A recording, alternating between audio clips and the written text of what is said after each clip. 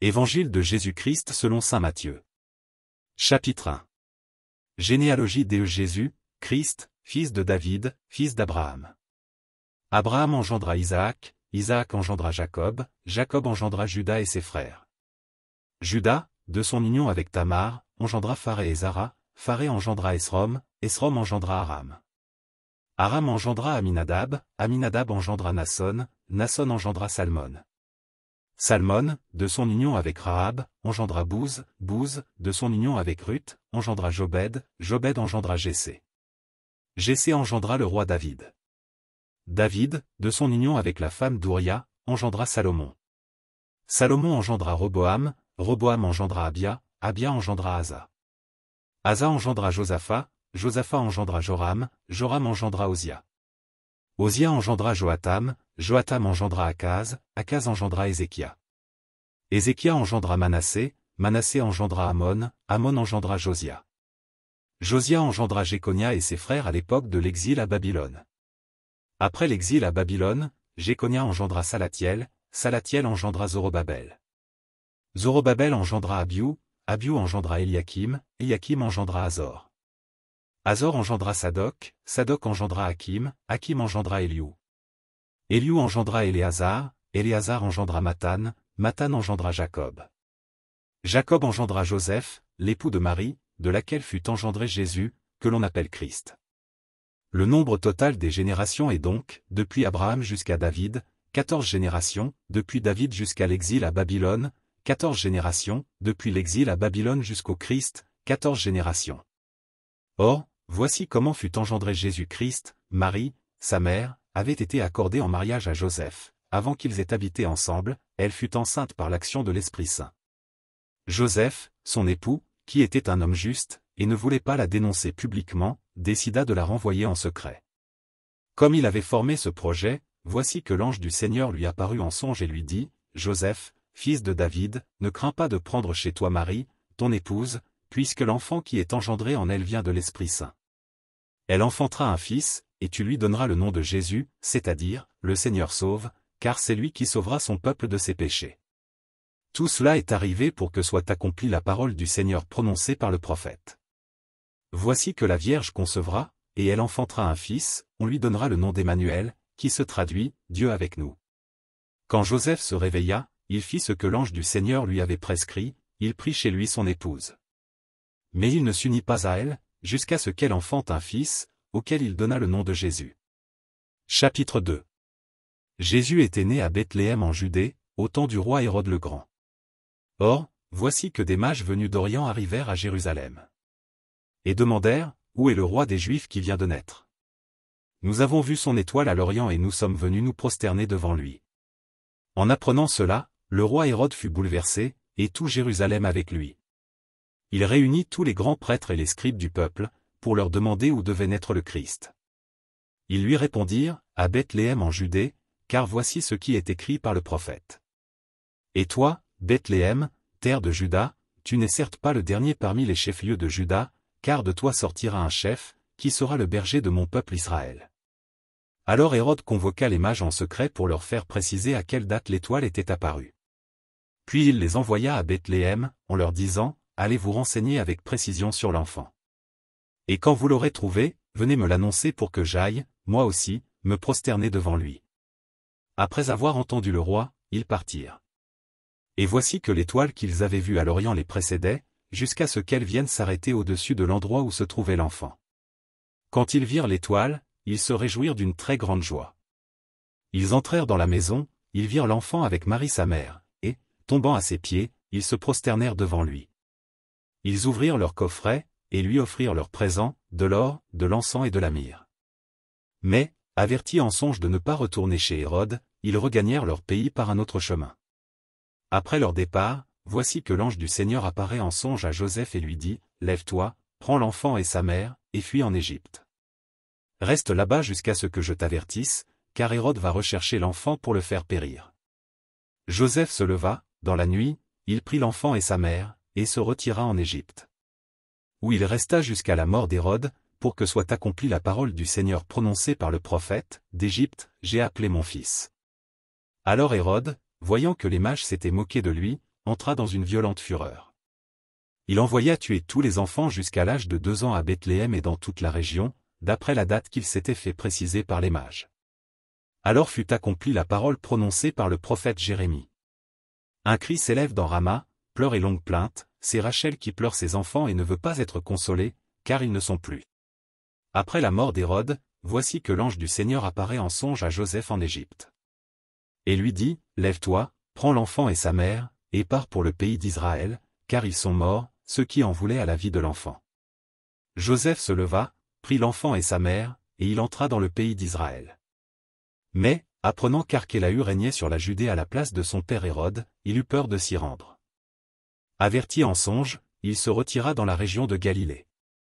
Et vint habiter dans une ville appelée Nazareth, pour que soit accomplie la parole dite par les prophètes, il sera appelé Nazaréen. Chapitre 3. En ces jours-là, paraît Jean le Baptiste, qui proclame dans le désert de Judée. Convertissez-vous, car le royaume des cieux est tout proche. Jean est celui que désignait la parole prononcée par le prophète Isaïe, voix de celui qui crie dans le désert, préparez le chemin du Seigneur, rendez droits ses sentiers. Lui, Jean, portait un vêtement de poil de chameau, et une ceinture de cuir autour des reins, il avait pour nourriture des sauterelles et du miel sauvage. Alors Jérusalem, toute la Judée et toute la région du Jourdain se rendaient auprès de lui. Et ils étaient baptisés par lui dans le Jourdain en reconnaissant leurs péchés. Voyant beaucoup de pharisiens et de sadducéens se présenter à son baptême, il leur dit, engeance de vipères. Qui vous a appris à fuir la colère qui vient? Produisez donc un fruit digne de la conversion. N'allez pas dire en vous-même, nous avons Abraham pour père, car, je vous le dis, des pierres que voici, Dieu peut faire surgir des enfants à Abraham. Déjà la cognée se trouve à la racine des arbres, tout arbre qui ne produit pas de bons fruits va être coupé et jeté au feu. Moi, je vous baptise dans l'eau, en vue de la conversion. Mais celui qui vient derrière moi est plus fort que moi, et je ne suis pas digne de lui retirer ses sandales. Lui vous baptisera dans l'Esprit Saint et le feu. Il tient dans sa main la pelle à vanner, il va nettoyer son aire à battre le blé, et il amassera son grain dans le grenier, quant à la paille, il la brûlera au feu qui ne s'éteint pas. Alors paraît Jésus. Il était venu de Galilée jusqu'au Jourdain auprès de Jean, pour être baptisé par lui. Jean voulait l'en empêcher et disait, c'est moi qui ai besoin d'être baptisé par toi, et c'est toi qui viens à moi. Mais Jésus lui répondit, laisse faire pour le moment, car il convient que nous accomplissions ainsi toute justice. Alors Jean le laisse faire. Dès que Jésus fut baptisé, il remonta de l'eau, et voici que les cieux s'ouvrirent, il vit l'Esprit de Dieu descendre comme une colombe et venir sur lui. Et des cieux, une voix disait, celui-ci est mon Fils bien-aimé, en qui je trouve ma joie. Évangile de Jésus-Christ selon saint Matthieu. Chapitre 4. Alors Jésus fut conduit au désert par l'Esprit pour être tenté par le diable. Après avoir jeûné 40 jours et 40 nuits, il eut faim. Le tentateur s'approcha et lui dit, si tu es fils de Dieu, ordonne que ces pierres deviennent des pains. Mais Jésus répondit, il est écrit, l'homme ne vit pas seulement de pain, mais de toute parole qui sort de la bouche de Dieu. Alors le diable l'emmène à la ville sainte, le place au sommet du temple. Et lui dit, si tu es fils de Dieu, jette-toi en bas, car il est écrit, il donnera pour toi des ordres à ses anges, et, ils te porteront sur leurs mains, de peur que ton pied ne heurte une pierre. Jésus lui déclara, il est encore écrit, tu ne mettras pas à l'épreuve le Seigneur ton Dieu. Le diable l'emmène encore sur une très haute montagne et lui montre tous les royaumes du monde et leur gloire. Il lui dit, tout cela, je te le donnerai, si, tombant à mes pieds, tu te prosternes devant moi. Alors, Jésus lui dit, arrière, Satan. Car il est écrit, c'est le Seigneur ton Dieu que tu adoreras, à lui seul tu rendras un culte. Alors le diable le quitte. Et voici que des anges s'approchèrent, et ils le servaient. Quand Jésus apprit l'arrestation de Jean le Baptiste, il se retira en Galilée. Il quitta Nazareth et vint habiter à Capharnaüm, ville située au bord de la mer de Galilée, dans les territoires de Zabulon et de Nephtali. C'était pour que soit accomplie la parole prononcée par le prophète Isaïe. Pays de Zabulon et pays de Nephtali, route de la mer et pays au-delà du Jourdain, Galilée des nations. Le peuple qui habitait dans les ténèbres a vu une grande lumière. Sur ceux qui habitaient dans le pays et l'ombre de la mort, une lumière s'est levée. À partir de ce moment, Jésus commença à proclamer, convertissez-vous, car le royaume des cieux est tout proche. Comme il marchait le long de la mer de Galilée, il vit deux frères, Simon, appelé Pierre, et son frère André, qui jetaient leurs filets dans la mer, car c'étaient des pêcheurs. Jésus leur dit, « Venez à ma suite, et je vous ferai pêcheurs d'hommes. » Aussitôt, laissant leurs filets, ils le suivirent. De là, il avança et il vit 2 autres frères, Jacques, fils de Zébédée, et son frère Jean, qui étaient dans la barque avec leur père, en train de réparer leurs filets. Il les appela. Aussitôt, laissant la barque et leur père, ils le suivirent. Jésus parcourait toute la Galilée, il enseignait dans leur synagogue, proclamait l'évangile du royaume, guérissait toute maladie et toute infirmité dans le peuple. Sa renommée se répandit dans toute la Syrie. On lui amena tous ceux qui souffraient, atteints de maladies et de tourments de toutes sortes, possédés, épileptiques, paralysés. Et il les guérit. De grandes foules le suivirent, venues de la Galilée, de la Décapole, de Jérusalem, de la Judée, et de l'autre côté du Jourdain. Chapitre 5. Voyant les foules, Jésus gravit la montagne. Il s'assit, et ses disciples s'approchèrent de lui. Alors, ouvrant la bouche, il les enseignait. Il disait: Heureux les pauvres de cœur, car le royaume des cieux est à eux. Heureux ceux qui pleurent, car ils seront consolés. Heureux les doux, car ils recevront la terre en héritage. Heureux ceux qui ont faim et soif de la justice, car ils seront rassasiés. Heureux les miséricordieux, car ils obtiendront miséricorde. Heureux les cœurs purs, car ils verront Dieu. Heureux les artisans de paix, car ils seront appelés fils de Dieu. Heureux ceux qui sont persécutés pour la justice, car le royaume des cieux est à eux. Heureux êtes-vous si l'on vous insulte, si l'on vous persécute et si l'on dit faussement toutes sortes de mal contre vous, à cause de moi. Réjouissez-vous, soyez dans l'allégresse, car votre récompense est grande dans les cieux. C'est ainsi qu'on a persécuté les prophètes qui vous ont précédés. Vous êtes le sel de la terre. Mais si le sel devient fade, comment lui rendre de la saveur? Il ne vaut plus rien, on le jette dehors et il est piétiné par les gens. Vous êtes la lumière du monde. Une ville située sur une montagne ne peut être cachée. Et l'on n'allume pas une lampe pour la mettre sous le boisseau, on la met sur le lampadaire, et elle brille pour tous ceux qui sont dans la maison. De même, que votre lumière brille devant les hommes, alors, voyant ce que vous faites de bien, ils rendront gloire à votre Père qui est aux cieux. Ne pensez pas que je sois venu abolir la loi ou les prophètes, je ne suis pas venu abolir, mais accomplir. Amen, je vous le dis, avant que le ciel et la terre disparaissent, pas un seul iota, pas un seul trait ne disparaîtra de la loi jusqu'à ce que tout se réalise. Donc, celui qui rejettera un seul de ces plus petits commandements, et qui enseignera aux hommes à faire ainsi, sera déclaré le plus petit dans le royaume des cieux.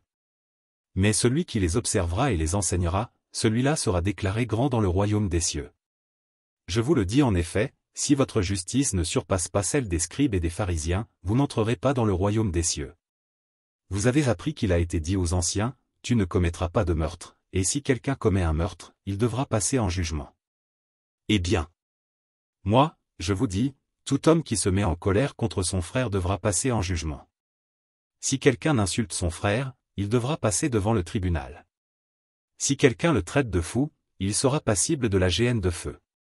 Donc, lorsque tu vas présenter ton offrande à l'autel, si, là, tu te souviens que ton frère a quelque chose contre toi. Laisse ton offrande, là, devant l'autel, va d'abord te réconcilier avec ton frère, et ensuite viens présenter ton offrande. Mets-toi vite d'accord avec ton adversaire pendant que tu es en chemin avec lui, pour éviter que ton adversaire ne te livre au juge, le juge aux gardes, et qu'on ne te jette en prison. Amen, je te le dis, tu n'en sortiras pas avant d'avoir payé jusqu'au dernier sou. Vous avez appris qu'il a été dit, tu ne commettras pas d'adultère. Eh bien, moi, je vous dis, tout homme qui regarde une femme avec convoitise a déjà commis l'adultère avec elle dans son cœur. Si ton œil droit entraîne ta chute, arrache-le et jette-le loin de toi, car mieux vaut pour toi perdre un de tes membres que d'avoir ton corps tout entier jeté dans la géhenne. Et si ta main droite entraîne ta chute, coupe-la et jette-la loin de toi, car mieux vaut pour toi perdre un de tes membres que d'avoir ton corps tout entier qui s'en aille dans la géhenne. Il a été dit également, si quelqu'un renvoie sa femme, qu'il lui donne un acte de répudiation. Eh bien, moi, je vous dis, tout homme qui renvoie sa femme, sauf en cas d'union illégitime, la pousse à l'adultère, et si quelqu'un épouse une femme renvoyée, il est adultère.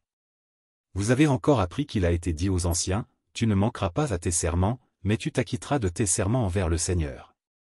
Eh bien, moi, je vous dis de ne pas jurer du tout, ni par le ciel, car c'est le trône de Dieu. ni par la terre, car elle est son marchepied, ni par Jérusalem, car elle est la ville du grand roi.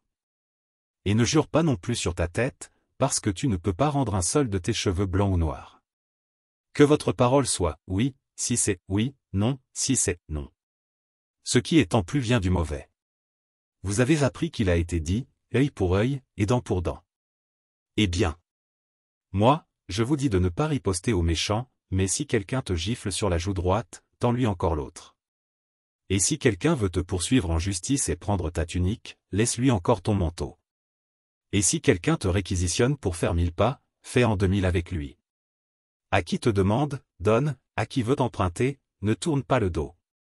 Vous avez appris qu'il a été dit, tu aimeras ton prochain et tu haïras ton ennemi. Eh bien. Moi, je vous dis, aimez vos ennemis, et priez pour ceux qui vous persécutent. Afin d'être vraiment les fils de votre Père qui est aux cieux, car il fait lever son soleil sur les méchants et sur les bons, il fait tomber la pluie sur les justes et sur les injustes. En effet, si vous aimez ceux qui vous aiment, quelle récompense méritez-vous? Les publicains eux-mêmes n'en font-ils pas autant?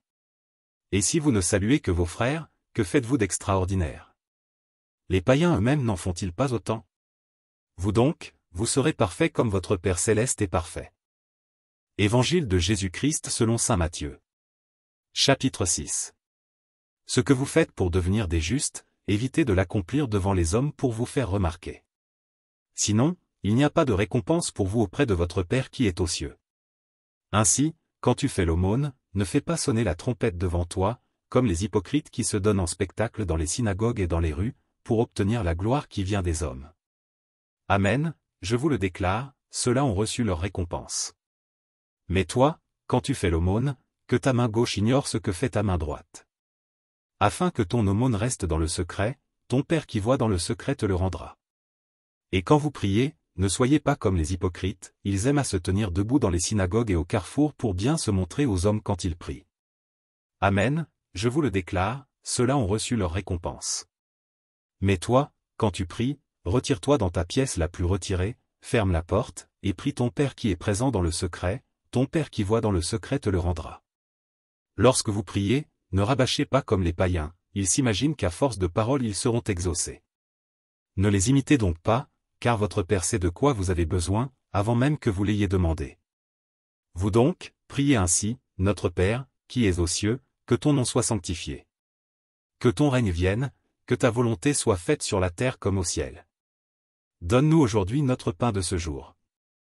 Remets-nous nos dettes, comme nous-mêmes nous remettons leurs dettes à nos débiteurs. Et ne nous laisse pas entrer en tentation, mais délivre-nous du mal. Car, si vous pardonnez aux hommes leurs fautes, votre Père céleste vous pardonnera aussi. Mais si vous ne pardonnez pas aux hommes, votre Père non plus ne pardonnera pas vos fautes.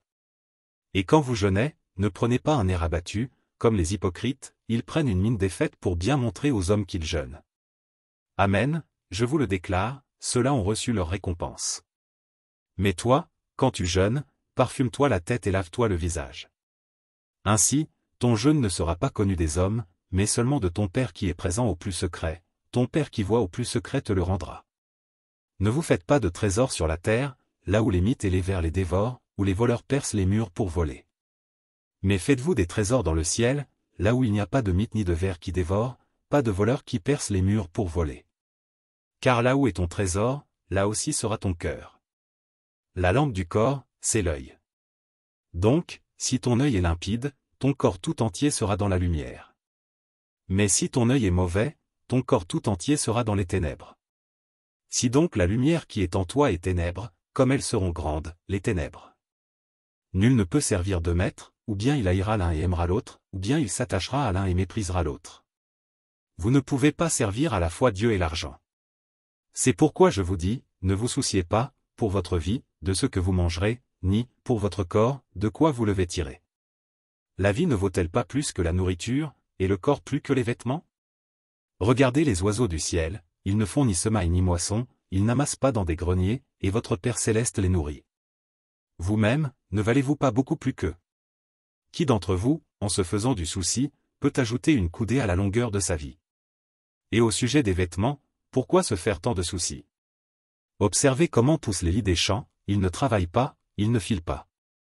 Or je vous dis que Salomon lui-même, dans toute sa gloire, n'étaient pas habillés comme l'un d'entre eux. Si Dieu donne un tel vêtement à l'herbe des champs, qui est là aujourd'hui, et qui demain sera jeté au feu, ne fera-t-il pas bien davantage pour vous, hommes de peu de foi? Ne vous faites donc pas tant de soucis, ne dites pas, que allons-nous manger? Ou bien, que allons-nous boire? Ou encore, avec quoi nous habiller? Tout cela, les païens le recherchent. Mais votre Père céleste sait que vous en avez besoin. Cherchez d'abord le royaume de Dieu et sa justice, et tout cela vous sera donné par surcroît. Ne vous faites pas de soucis pour demain, demain aura souci de lui-même, à chaque jour suffit sa peine. Chapitre 7. Ne jugez pas, pour ne pas être jugés. De la manière dont vous jugez, vous serez jugés, de la mesure dont vous mesurez, on vous mesurera. Quoi? Tu regardes la paille dans l'œil de ton frère, et la poutre qui est dans ton œil, tu ne la remarques pas? Ou encore, comment vas-tu dire à ton frère, laisse-moi enlever la paille de ton œil, alors qu'il y a une poutre dans ton œil à toi?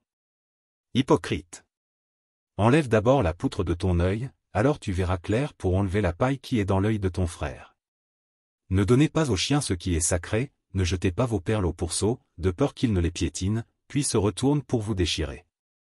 Demandez, on vous donnera, cherchez, vous trouverez, frappez, on vous ouvrira. En effet, quiconque demande reçoit, qui cherche trouve, à qui frappe, on ouvrira. Ou encore, lequel d'entre vous donnera une pierre à son fils quand il lui demande du pain? Ou bien lui donnera un serpent, quand il lui demande un poisson? Si donc vous, qui êtes mauvais, vous savez donner de bonnes choses à vos enfants, combien plus votre Père qui est aux cieux donnera-t-il de bonnes choses à ceux qui les lui demandent? Donc, tout ce que vous voudriez que les autres fassent pour vous, faites-le pour eux, vous aussi, voilà ce que disent la loi et les prophètes. Entrez par la porte étroite. Elle est grande, la porte, il est large, le chemin qui conduit à la perdition, et ils sont nombreux, ceux qui s'y engagent. Mais elle est étroite, la porte, il est resserré, le chemin qui conduit à la vie, et ils sont peu nombreux, ceux qui le trouvent. Méfiez-vous des faux prophètes qui viennent à vous déguiser en brebis, alors qu'au-dedans ce sont des loups voraces. C'est à leurs fruits que vous les reconnaîtrez.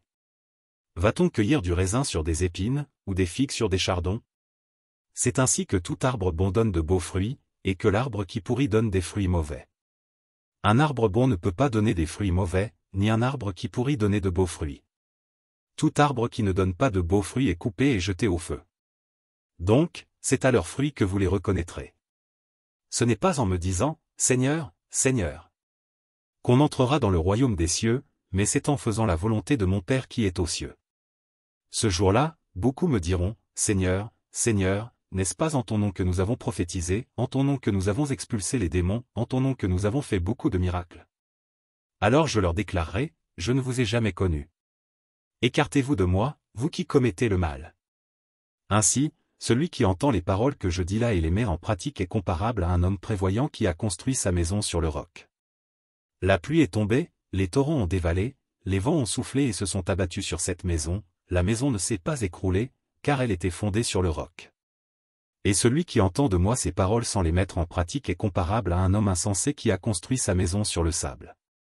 La pluie est tombée, les torrents ont dévalé, les vents ont soufflé, ils sont venus battre cette maison, la maison s'est écroulée, et son écroulement a été complet. Lorsque Jésus eut terminé ce discours, les foules restèrent frappées de son enseignement. Car il les enseignait en homme qui a autorité, et non pas comme leurs scribes.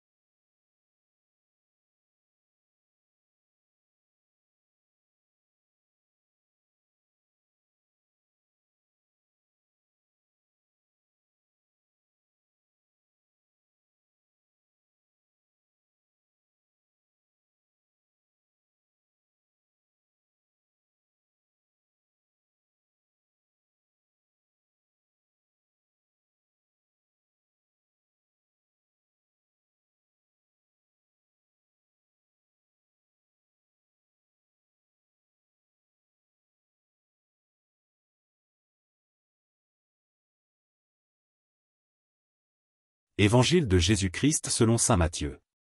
Chapitre 8. Lorsque Jésus descendit de la montagne, des foules nombreuses le suivirent. Et voici qu'un lépreux s'approcha, se prosterna devant lui et dit, « Seigneur, si tu le veux, tu peux me purifier. » Jésus étendit la main, le toucha et lui dit, « Je le veux, sois purifié. » Et aussitôt il fut purifié de sa lèpre. Jésus lui dit, « Attention, ne dis rien à personne, mais va te montrer au prêtre. Et donne l'offrande que Moïse a prescrite, ce sera pour les gens un témoignage. » Comme Jésus était entré à Capharnaüm, un centurion s'approcha de lui et le supplia. « Seigneur, mon serviteur est couché, à la maison, paralysé, et il souffre terriblement. » Jésus lui dit, « Je vais aller moi-même le guérir. » Le centurion reprit, « Seigneur, je ne suis pas digne que tu entres sous mon toit, mais dis seulement une parole et mon serviteur sera guéri. Moi-même qui suis soumis à une autorité, j'ai des soldats sous mes ordres, à l'un, je dis, va, et il va, à un autre, viens, et il vient, et à mon esclave, fais ceci, et il le fait. » À ces mots, Jésus fut dans l'admiration et dit à ceux qui le suivaient, « Amen, je vous le déclare, chez personne en Israël, je n'ai trouvé une telle foi. Aussi je vous le dis, beaucoup viendront de l'Orient et de l'Occident et prendront place avec Abraham, Isaac et Jacob au festin du royaume des cieux. Mais les fils du royaume seront jetés dans les ténèbres du dehors, là, il y aura des pleurs et des grincements de dents. » Et Jésus dit au centurion, « Rentre chez toi, que tout se passe pour toi selon ta foi. » Et, à l'heure même, le serviteur fut guéri. Comme Jésus entrait chez Pierre, dans sa maison, il vit sa belle-mère couchée avec de la fièvre. Il lui toucha la main, et la fièvre la quitta. Elle se leva, et elle le servait. Le soir venu, on présenta à Jésus beaucoup de possédés. D'une parole, il expulsa les esprits et, tous ceux qui étaient atteints d'un mal, il les guérit. Pour que soit accomplie la parole prononcée par le prophète Isaïe, il a pris nos souffrances, il a porté nos maladies. Jésus, voyant une foule autour de lui, donna l'ordre de partir vers l'autre rive. Un scribe s'approcha et lui dit, « Maître, je te suivrai partout où tu iras. » Mais Jésus lui déclara, « Les renards ont des terriers, les oiseaux du ciel ont des nids, mais le Fils de l'homme n'a pas d'endroit où reposer la tête. » Un autre de ses disciples lui dit, « Seigneur, permets-moi d'aller d'abord enterrer mon Père. » Jésus lui dit, « Suis-moi, et laisse les morts enterrer leurs morts. » Comme Jésus montait dans la barque, ses disciples le suivirent. Et voici que la mer devint tellement agitée que la barque était recouverte par les vagues. Mais lui dormait. Les disciples s'approchèrent et le réveillèrent en disant, « Seigneur, sauve-nous. Nous sommes perdus. » Mais il leur dit, « Pourquoi êtes-vous si craintifs, hommes de peu de foi ?» Alors, Jésus, debout, menaça les vents et la mer, et il se fit un grand calme. Les gens furent saisis d'étonnement et disaient, « Quel est donc celui-ci, pour que même les vents et la mer lui obéissent ?» Comme Jésus arrivait sur l'autre rive, dans le pays des Gadaréniens, 2 possédés sortirent d'entre les tombes à sa rencontre, ils étaient si agressifs que personne ne pouvait passer par ce chemin. Et voilà qu'ils se mirent à crier, « Que nous veux-tu, Fils de Dieu? Es-tu venu pour nous tourmenter avant le moment fixé ?» Or, il y avait au loin un grand troupeau de porcs qui cherchait sa nourriture. Les démons suppliaient Jésus, « Si tu nous expulses, envoie-nous dans le troupeau de porcs. » Il leur répondit, « Allez. » Ils sortirent et ils s'en allèrent dans les porcs, et voilà que, du haut de la falaise, tout le troupeau se précipita dans la mer, et les porcs moururent dans les flots. Les gardiens prirent la fuite et s'en allèrent dans la ville annoncer tout cela, et en particulier ce qui était arrivé aux possédés. Et voilà que toute la ville sortit à la rencontre de Jésus, et lorsqu'ils le virent, les gens le supplièrent de partir de leur territoire. Chapitre 9. Jésus monta en barque, refit la traversée, et alla dans sa ville de Capharnaüm. Et voici qu'on lui présenta un paralysé, couché sur une civière. Voyant leur foi, Jésus dit au paralysé, « Confiance, mon enfant, tes péchés sont pardonnés. » Et voici que certains parmi les scribes se disaient, « Celui-là blasphème. » Mais Jésus, connaissant leurs pensées, demanda, « Pourquoi avez-vous des pensées mauvaises? En effet, qu'est-ce qui est le plus facile? Dire, tes péchés sont pardonnés, ou bien dire, lève-toi et marche?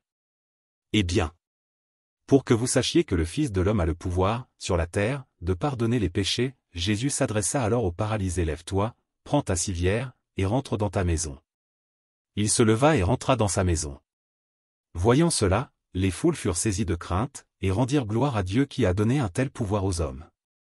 Jésus partit de là et vit, en passant, un homme, du nom de Matthieu, assis à son bureau de collecteur d'impôts. Il lui dit, « Suis-moi. » L'homme se leva et le suivit. Comme Jésus était à table à la maison, voici que beaucoup de publicains, c'est-à-dire des collecteurs d'impôts, et beaucoup de pécheurs vinrent prendre place avec lui et ses disciples. Voyant cela, les pharisiens disaient à ses disciples, « Pourquoi votre maître mange-t-il avec les publicains et les pécheurs ?» Jésus, qui avait entendu, déclara, « Ce ne sont pas les gens bien portants qui ont besoin du médecin, mais les malades. Allez apprendre ce que signifie, je veux la miséricorde, non le sacrifice.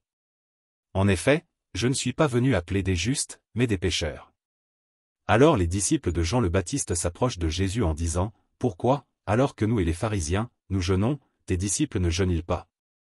Jésus leur répondit, « Les invités de la noce pourraient-ils donc être en deuil pendant le temps où l'époux est avec eux? Mais des jours viendront où l'époux leur sera enlevé, alors ils jeûneront. Et personne ne pose une pièce d'étoffe neuve sur un vieux vêtement, car le morceau ajouté tire sur le vêtement, et la déchirure s'agrandit. Et on ne met pas du vin nouveau dans de vieilles outres, autrement, les outres éclatent, le vin se répand, et les outres sont perdues. Mais on met le vin nouveau dans des outres neuves, et le tout se conserve. » Tandis que Jésus leur parlait ainsi, voilà qu'un notable s'approcha. Il se prosternait devant lui en disant, « Ma fille est morte à l'instant, mais viens lui imposer la main, et elle vivra. » Jésus se leva et le suivit, ainsi que ses disciples. Et voici qu'une femme souffrant d'hémorragie depuis 12 ans s'approcha par derrière et toucha la frange de son vêtement. Car elle se disait en elle-même, « Si je parviens seulement à toucher son vêtement, je serai sauvée. » Jésus se retourna et, la voyant, lui dit, « Confiance, ma fille. Ta foi t'a sauvée. » Et, à l'heure même, la femme fut sauvée. Jésus, arrivé à la maison du notable, vit les joueurs de flûte et la foule qui s'agitait bruyamment. Il dit alors, « Retirez-vous. La jeune fille n'est pas morte, elle dort. » Mais on se moquait de lui. Quand la foule fut mise dehors, il entra, lui saisit la main, et la jeune fille se leva. Et la nouvelle se répandit dans toute la région. Tandis que Jésus s'en allait, 2 aveugles le suivirent, en criant, « Prends pitié de nous, fils de David. » Quand il fut entré dans la maison, les aveugles s'approchèrent de lui, et Jésus leur dit, « Croyez-vous que je peux faire cela ?» Ils lui répondirent, « Oui, Seigneur. » Alors il leur toucha les yeux, en disant, « Que tout se passe pour vous selon votre foi. » Leurs yeux s'ouvrirent, et Jésus leur dit avec fermeté, « Attention. Que personne ne le sache. » Mais, une fois sortis, ils parlèrent de lui dans toute la région. Ils sortirent donc, et voici qu'on présenta à Jésus un possédé qui était sourd-muet. Lorsque le démon eut été expulsé, le sourd-muet se mit à parler. Les foules furent dans l'admiration, et elles disaient, « Jamais rien de pareil ne s'est vu en Israël. » Mais les pharisiens disaient, « C'est par le chef des démons qu'il expulse les démons. » Jésus parcourait toutes les villes et tous les villages, enseignant dans leurs synagogues, proclamant l'évangile du royaume et guérissant toute maladie et toute infirmité. Voyant les foules, Jésus fut saisi de compassion envers elles parce qu'elles étaient désemparées et abattues comme des brebis sans berger. Il dit alors à ses disciples, « La moisson est abondante, mais les ouvriers sont peu nombreux. Priez donc le maître de la moisson d'envoyer des ouvriers pour sa moisson. » Évangile de Jésus-Christ selon saint Matthieu. Chapitre 10. Alors Jésus appela ses 12 disciples et leur donna le pouvoir d'expulser les esprits impurs et de guérir toute maladie et toute infirmité. Voici les noms des 12 apôtres, le premier, Simon, nommé Pierre, André son frère, Jacques, fils de Zébédée, et Jean son frère. Philippe et Barthélemy, Thomas et Matthieu le publicain, Jacques, fils d'Alphée, et Thaddée. Simon le zélote et Judas l'Iscariote, celui-là même qui le livra. Ces 12, Jésus les envoya en mission avec les instructions suivantes, « Ne prenez pas le chemin qui mène vers les nations païennes et n'entrez dans aucune ville des Samaritains. Allez plutôt vers les brebis perdues de la maison d'Israël. Sur votre route, proclamez que le royaume des cieux est tout proche. Guérissez les malades, ressuscitez les morts, purifiez les lépreux, expulsez les démons. Vous avez reçu gratuitement, donnez gratuitement. Ne vous procurez ni or ni argent, ni monnaie de cuivre à mettre dans vos ceintures. Ni sac pour la route, ni tunique de rechange, ni sandales, ni bâton. L'ouvrier, en effet, mérite sa nourriture. Dans chaque ville ou village où vous entrerez, informez-vous pour savoir qui est digne de vous accueillir, et restez là jusqu'à votre départ. En entrant dans la maison, saluez ceux qui l'habitent. Si cette maison en est digne, que votre paix vienne sur elle. Si elle n'en est pas digne, que votre paix retourne vers vous. Si l'on ne vous accueille pas et si l'on n'écoute pas vos paroles, sortez de cette maison ou de cette ville, et secouez la poussière de vos pieds. Amen, je vous le dis, au jour du jugement, le pays de Sodome et de Gomorrhe sera traité moins sévèrement que cette ville. Voici que moi, je vous envoie comme des brebis au milieu des loups. Soyez donc prudents comme les serpents, et candides comme les colombes. Méfiez-vous des hommes, ils vous livreront aux tribunaux et vous flagelleront dans leurs synagogues. Vous serez conduits devant des gouverneurs et des rois à cause de moi, il y aura là un témoignage pour eux et pour les païens. Quand on vous livrera, ne vous inquiétez pas de savoir ce que vous direz ni comment vous le direz, ce que vous aurez à dire vous sera donné à cette heure-là. Car ce n'est pas vous qui parlerez, c'est l'Esprit de votre Père qui parlera en vous. Le frère livrera son frère à la mort, et le père, son enfant, les enfants se dresseront contre leurs parents et les feront mettre à mort. Vous serez détestés de tous à cause de mon nom, mais celui qui aura persévéré jusqu'à la fin, celui-là sera sauvé. Quand on vous persécutera dans une ville, fuyez dans une autre. Amen, je vous le dis, vous n'aurez pas fini de passer dans toutes les villes d'Israël quand le Fils de l'homme viendra.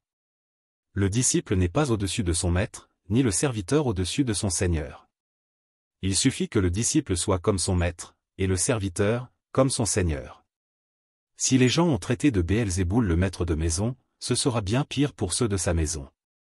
Ne craignez donc pas ces gens-là, rien n'est voilé qui ne sera dévoilé, rien n'est caché qui ne sera connu. Ce que je vous dis dans les ténèbres, dites-le en pleine lumière, ce que vous entendez au creux de l'oreille, proclamez-le sur les toits. Ne craignez pas ceux qui tuent le corps sans pouvoir tuer l'âme, craignez plutôt celui qui peut faire périr dans la géhenne l'âme aussi bien que le corps. 2 moineaux ne sont-ils pas vendus pour un sou? Or, pas un seul ne tombe à terre sans que votre Père le veuille. Quant à vous, même les cheveux de votre tête sont tous comptés. Soyez donc sans crainte, vous valez bien plus qu'une multitude de moineaux. Quiconque se déclarera pour moi devant les hommes, moi aussi je me déclarerai pour lui devant mon Père qui est aux cieux. Mais celui qui me reniera devant les hommes, moi aussi je le renierai devant mon Père qui est aux cieux. Ne pensez pas que je sois venu apporter la paix sur la terre, je ne suis pas venu apporter la paix, mais le glaive.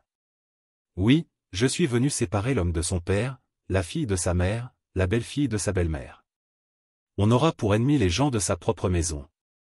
Celui qui aime son père ou sa mère plus que moi n'est pas digne de moi, celui qui aime son fils ou sa fille plus que moi n'est pas digne de moi. Celui qui ne prend pas sa croix et ne me suit pas n'est pas digne de moi. Qui a trouvé sa vie la perdra, qui a perdu sa vie à cause de moi la trouvera. Qui vous accueille m'accueille, et qui m'accueille accueille celui qui m'a envoyé. Qui accueille un prophète en sa qualité de prophète recevra une récompense de prophète, qui accueille un homme juste en sa qualité de juste recevra une récompense de juste. Et celui qui donnera à boire, même un simple verre d'eau fraîche, à l'un de ses petits en sa qualité de disciple, Amen, je vous le dis, non, il ne perdra pas sa récompense. Chapitre 11. Lorsque Jésus eut terminé les instructions qu'il donnait à ses 12 disciples, il partit de là pour enseigner et proclamer la parole dans les villes du pays. Jean le Baptiste entendit parler, dans sa prison, des œuvres réalisées par le Christ. Il lui envoya ses disciples et, par eux, lui demanda, « Es-tu celui qui doit venir, ou devons-nous en attendre un autre ?» Jésus leur répondit, « Allez annoncer à Jean ce que vous entendez et voyez. Les aveugles retrouvent la vue, et les boiteux marchent, les lépreux sont purifiés, et les sourds entendent, les morts ressuscitent, et les pauvres reçoivent la bonne nouvelle. Heureux celui pour qui je ne suis pas une occasion de chute. » Tandis que les envoyés de Jean s'en allaient, Jésus se mit à dire aux foules à propos de Jean, « Que êtes-vous allés regarder au désert? Un roseau agité par le vent? Alors, qu'êtes-vous donc allés voir? Un homme habillé de façon raffinée? Mais ceux qui portent de tels vêtements vivent dans les palais des rois. Alors, qu'êtes-vous allés voir? Un prophète? Oui, je vous le dis, et bien plus qu'un prophète. C'est de lui qu'il est écrit, « Voici que j'envoie mon messager en avant de toi, pour préparer le chemin devant toi. » Amen, je vous le dis, parmi ceux qui sont nés d'une femme, personne ne s'est levé de plus grand que Jean le Baptiste, et cependant le plus petit dans le royaume des cieux est plus grand que lui. Depuis les jours de Jean le Baptiste jusqu'à présent, le royaume des cieux subit la violence, et des violents cherchent à s'en emparer. Tous les prophètes, ainsi que la loi, ont prophétisé jusqu'à Jean. Et, si vous voulez bien comprendre, c'est lui, le prophète Élie qui doit venir. Celui qui a des oreilles, qu'il entende. À qui vais-je comparer cette génération? Elle ressemble à des gamins assis sur les places, qui en interpellent d'autres en disant. Nous vous avons joué de la flûte, et vous n'avez pas dansé. Nous avons chanté des lamentations, et vous ne vous êtes pas frappé la poitrine.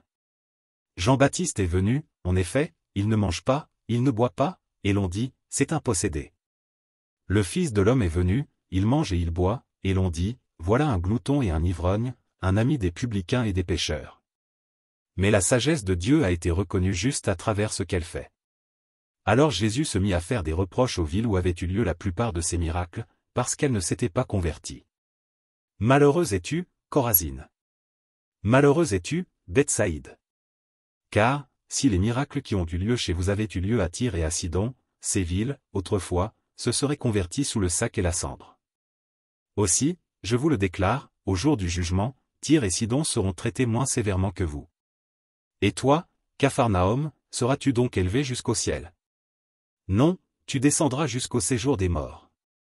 Car, si les miracles qui ont eu lieu chez toi avaient eu lieu à Sodome, cette ville serait encore là aujourd'hui. Aussi, je vous le déclare, au jour du jugement, le pays de Sodome sera traité moins sévèrement que toi. En ce temps-là, Jésus prit la parole et dit, Père, Seigneur du ciel et de la terre, je proclame ta louange, ce que tu as caché aux sages et aux savants, tu l'as révélé aux tout-petits. Oui, Père, tu l'as voulu ainsi dans ta bienveillance. Tout m'a été remis par mon Père, personne ne connaît le Fils, sinon le Père, et personne ne connaît le Père, sinon le Fils, et celui à qui le Fils veut le révéler. Venez à moi, vous tous qui peinez sous le poids du fardeau, et moi, je vous procurerai le repos. Prenez sur vous mon joug, devenez mes disciples, car je suis doux et humble de cœur, et vous trouverez le repos pour votre âme. Oui, mon joug est facile à porter, et mon fardeau, léger. Évangile de Jésus-Christ selon saint Matthieu. Chapitre 12. En ce temps-là, un jour de sabbat, Jésus vint à passer à travers les champs de blé, ses disciples eurent faim et ils se mirent à arracher des épis et à les manger. Voyant cela, les pharisiens lui dirent, voilà que tes disciples font ce qu'il n'est pas permis de faire le jour du sabbat. Mais il leur dit, n'avez-vous pas lu ce que fit David, quand il eut faim, lui et ceux qui l'accompagnaient? Il entra dans la maison de Dieu, et ils mangèrent les pains de l'offrande. Or, ni lui ni les autres n'avaient le droit d'en manger, mais seulement les prêtres. Ou bien encore, n'avez-vous pas lu dans la loi que le jour du sabbat, les prêtres, dans le temple, manquent au repos du sabbat sans commettre de faute? Or, je vous le dis, il y a ici plus grand que le temple. Si vous aviez compris ce que signifie, je veux la miséricorde, non le sacrifice. Vous n'auriez pas condamné ceux qui n'ont pas commis de faute. En effet, le Fils de l'homme est maître du sabbat. Il partit de là et entra dans leur synagogue. Or il s'y trouvait un homme qui avait une main atrophiée. Et l'on demanda à Jésus, est-il permis de faire une guérison le jour du sabbat? C'était afin de pouvoir l'accuser. Mais il leur dit, si l'un d'entre vous possède une seule brebis, et qu'elle tombe dans un trou le jour du sabbat, ne va-t-il pas la saisir pour la faire remonter? Or, un homme vaut tellement plus qu'une brebis. Il est donc permis de faire le bien le jour du sabbat. Alors Jésus dit à l'homme, étends la main. L'homme l'étendit, et elle redevint normale et saine comme l'autre. Une fois sortis, les pharisiens se réunirent en conseil contre Jésus pour voir comment le faire périr. Jésus, l'ayant appris, se retira de là, beaucoup de gens le suivirent, et il les guérit tous. Mais il leur défendit vivement de parler de lui. Ainsi devait s'accomplir la parole prononcée par le prophète Isaïe. Voici mon serviteur que j'ai choisi, mon bien-aimé en qui je trouve mon bonheur. Je ferai reposer sur lui mon esprit, aux nations il fera connaître le jugement. Il ne cherchera pas querelle, il ne criera pas, on n'entendra pas sa voix sur les places publiques. Il n'écrasera pas le roseau froissé, il n'éteindra pas la mèche qui faiblit, jusqu'à ce qu'il ait fait triompher le jugement. Les nations mettront en son nom leur espérance. Alors on lui présenta un possédé qui était aveugle et muet. Jésus le guérit, de sorte que le muet parlait et qu'il voyait. Toutes les foules étaient dans la stupéfaction et disaient, cet homme ne serait-il pas le fils de David? En entendant cela, les pharisiens disaient, il n'expulse les démons que par Béelzéboul, le chef des démons. Connaissant leurs pensées, Jésus leur dit, tout royaume divisé contre lui-même devient un désert, toute ville ou maison divisée contre elle-même sera incapable de tenir. Si Satan expulse Satan, c'est donc qu'il est divisé contre lui-même, comment son royaume tiendra-t-il? Et si c'est par Béelzéboul que moi, j'expulse les démons, vos disciples, par qui les expulsent-ils? C'est pourquoi ils seront eux-mêmes vos juges. Mais, si c'est par l'Esprit de Dieu que moi, j'expulse les démons, c'est donc que le règne de Dieu est venu jusqu'à vous. Ou encore, comment quelqu'un peut-il entrer dans la maison de l'homme fort et piller ses biens, sans avoir d'abord ligoté cet homme fort? alors seulement il pillera sa maison. Celui qui n'est pas avec moi est contre moi, celui qui ne rassemble pas avec moi disperse. C'est pourquoi, je vous le dis, tout péché, tout blasphème, sera pardonné aux hommes, mais le blasphème contre l'Esprit ne sera pas pardonné. Et si quelqu'un dit une parole contre le Fils de l'homme, cela lui sera pardonné, mais si quelqu'un parle contre l'Esprit Saint, cela ne lui sera pas pardonné, ni en ce monde-ci, ni dans le monde à venir. Prenez un bel arbre, son fruit sera beau, prenez un arbre qui pourrit, son fruit sera pourri, car c'est à son fruit qu'on reconnaît l'arbre. Engeance de vipère. Comment pouvez-vous dire des paroles bonnes, vous qui êtes mauvais? Car ce que dit la bouche, c'est ce qui déborde du cœur. L'homme bon, de son trésor qui est bon, tire de bonnes choses, l'homme mauvais, de son trésor qui est mauvais, tire de mauvaises choses. Je vous le dis, toute parole creuse que prononceront les hommes, ils devront en rendre compte au jour du jugement.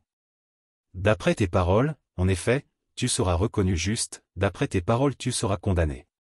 Quelques-uns des scribes et des pharisiens lui adressèrent la parole, « Maître, nous voudrions voir un signe venant de toi. » Il leur répondit, « Cette génération mauvaise et adultère réclame un signe, mais, en fait de signe, il ne lui sera donné que le signe du prophète Jonas. En effet, comme Jonas est resté dans le ventre du monstre marin 3 jours et 3 nuits, le Fils de l'homme restera de même au cœur de la terre 3 jours et 3 nuits. Lors du jugement, les habitants de Ninive se lèveront en même temps que cette génération, et ils la condamneront, en effet, ils se sont convertis en réponse à la proclamation faite par Jonas, et il y a ici bien plus que Jonas.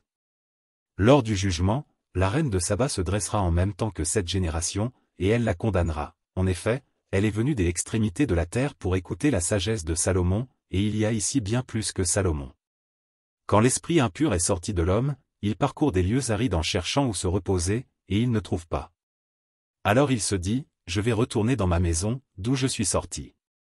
En arrivant, il la trouve inoccupée, balayée et bien rangée. Alors il s'en va, il prend avec lui 7 autres esprits, encore plus mauvais que lui, ils y entrent et s'y installent. Ainsi, l'état de cet homme-là est pire à la fin qu'au début. Voilà ce qui arrivera à cette génération mauvaise. Comme Jésus parlait encore aux foules, voici que sa mère et ses frères se tenaient au dehors, cherchant à lui parler. Quelqu'un lui dit, ta mère et tes frères sont là, dehors, qui cherchent à te parler. Jésus lui répondit, qui est ma mère, et qui sont mes frères? Puis, étendant la main vers ses disciples, il dit, voici ma mère et mes frères. Car celui qui fait la volonté de mon Père qui est aux cieux, celui-là est pour moi un frère, une sœur, une mère. Évangile de Jésus-Christ selon saint Matthieu. Chapitre 13. Ce jour-là, Jésus était sorti de la maison, et il était assis au bord de la mer. Auprès de lui se rassemblèrent des foules si grandes qu'il monta dans une barque où il s'assit, toute la foule se tenait sur le rivage. Il leur dit beaucoup de choses en paraboles, voici que le semeur sortit pour semer.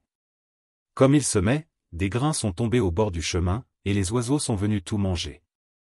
D'autres sont tombés sur le sol pierreux, où il n'avait pas beaucoup de terre, ils ont levé aussitôt, parce que la terre était peu profonde. Le soleil s'étant levé, ils ont brûlé et, faute de racines, ils ont séché. D'autres sont tombés dans les ronces ont poussé et les ont étouffés.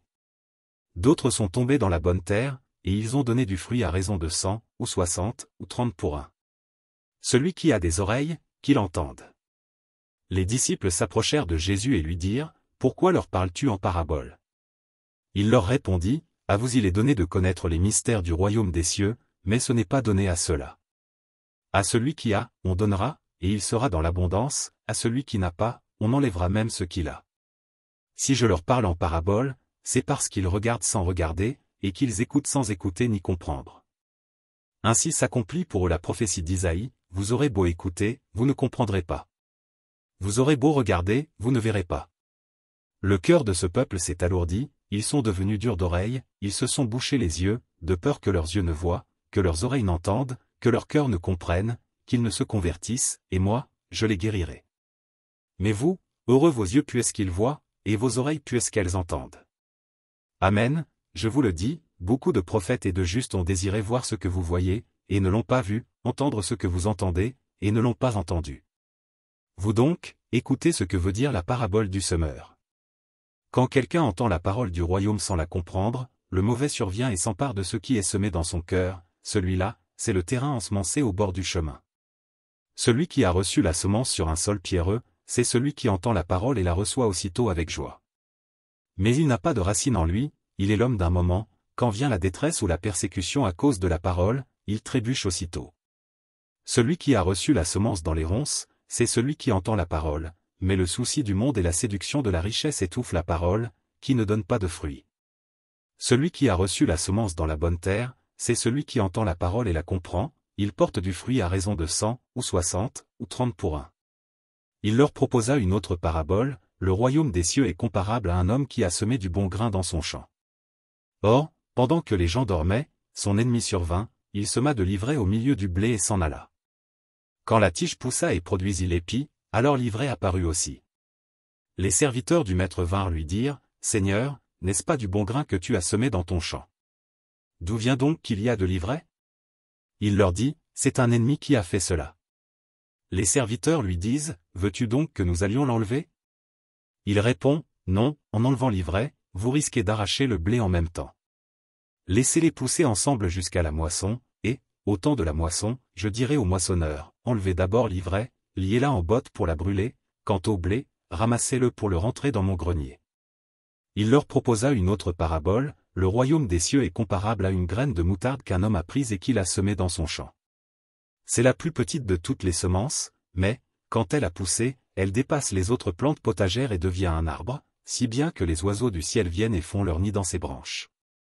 Il leur dit une autre parabole, le royaume des cieux est comparable au levain qu'une femme a pris et qu'elle a enfoui dans 3 mesures de farine, jusqu'à ce que toute la pâte est levée. Tout cela, Jésus le dit aux foules en parabole, et il ne leur disait rien sans parabole. Accomplissant ainsi la parole du prophète, j'ouvrirai la bouche pour des paraboles, je publierai ce qui fut caché depuis la fondation du monde. Alors, laissant les foules, il vint à la maison. Ses disciples s'approchèrent et lui dirent, « Explique-nous clairement la parabole de l'ivraie dans le champ. » Il leur répondit, « Celui qui sème le bon grain, c'est le Fils de l'homme. Le champ, c'est le monde, le bon grain, ce sont les fils du royaume, l'ivraie, ce sont les fils du mauvais. L'ennemi qui l'a semé, c'est le diable, la moisson, c'est la fin du monde, les moissonneurs, ce sont les anges. De même que l'on enlève l'ivraie pour la jeter au feu, ainsi en sera-t-il à la fin du monde. Le Fils de l'homme enverra ses anges, et ils enlèveront de son royaume toutes les causes de chute et ceux qui font le mal. Ils les jetteront dans la fournaise, là, il y aura des pleurs et des grincements de dents. Alors les justes resplendiront comme le soleil dans le royaume de leur Père. Celui qui a des oreilles, qu'il entende. Le royaume des cieux est comparable à un trésor caché dans un champ, l'homme qui l'a découvert le cache de nouveau. Dans sa joie, il va vendre tout ce qu'il possède, et il achète ce champ. Ou encore, le royaume des cieux est comparable à un négociant qui recherche des perles fines. Ayant trouvé une perle de grande valeur, il va vendre tout ce qu'il possède, et il achète la perle. Le royaume des cieux est encore comparable à un filet que l'on jette dans la mer, et qui ramène toutes sortes de poissons. Quand il est plein, on le tire sur le rivage, on s'assied, on ramasse dans des paniers ce qui est bon, et on rejette ce qui ne vaut rien. Ainsi en sera-t-il à la fin du monde, les anges sortiront pour séparer les méchants du milieu des justes. Et les jetteront dans la fournaise, là, il y aura des pleurs et des grincements de dents. Avez-vous compris tout cela? Ils lui répondent, oui. Jésus ajouta, c'est pourquoi tout scribe devenu disciple du royaume des cieux est comparable à un maître de maison qui tire de son trésor du neuf et de l'ancien. Lorsque Jésus eut terminé ses paraboles, il s'éloigna de là.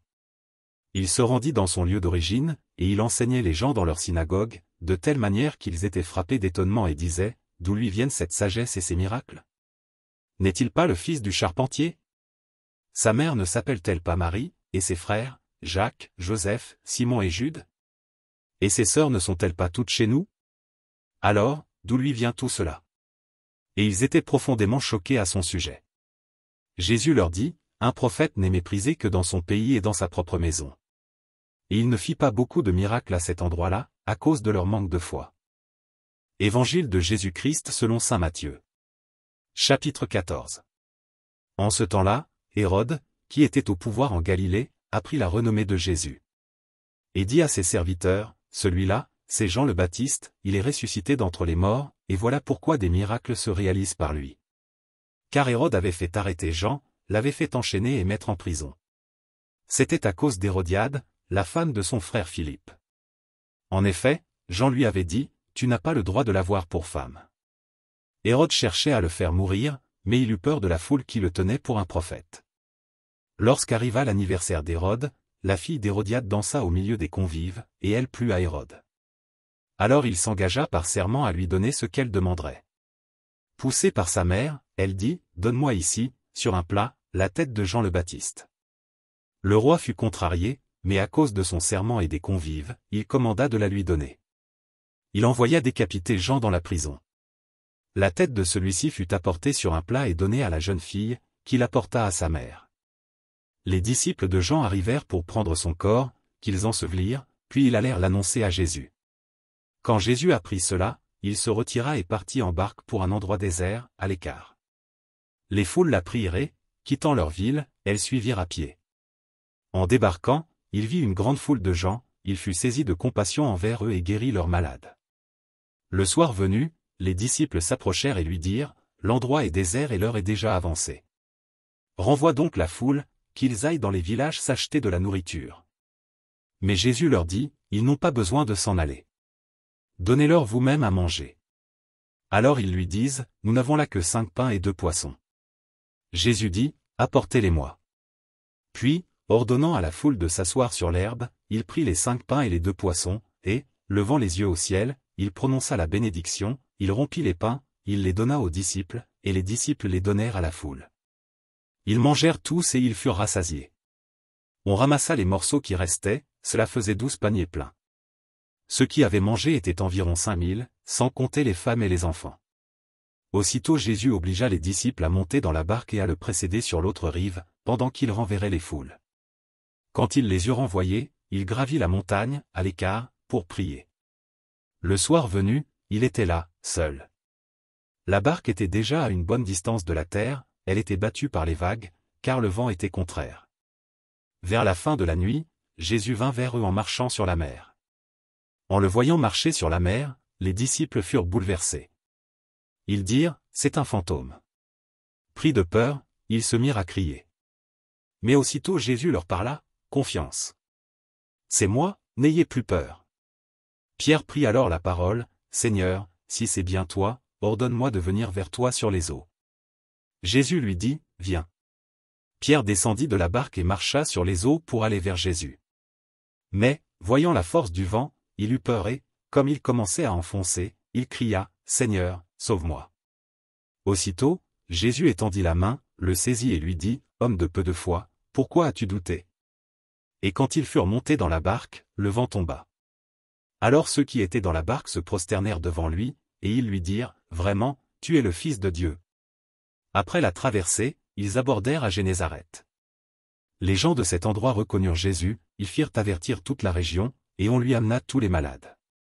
Ils le suppliaient de leur laisser seulement toucher la frange de son manteau, et tous ceux qui le faisaient furent sauvés. Chapitre 15.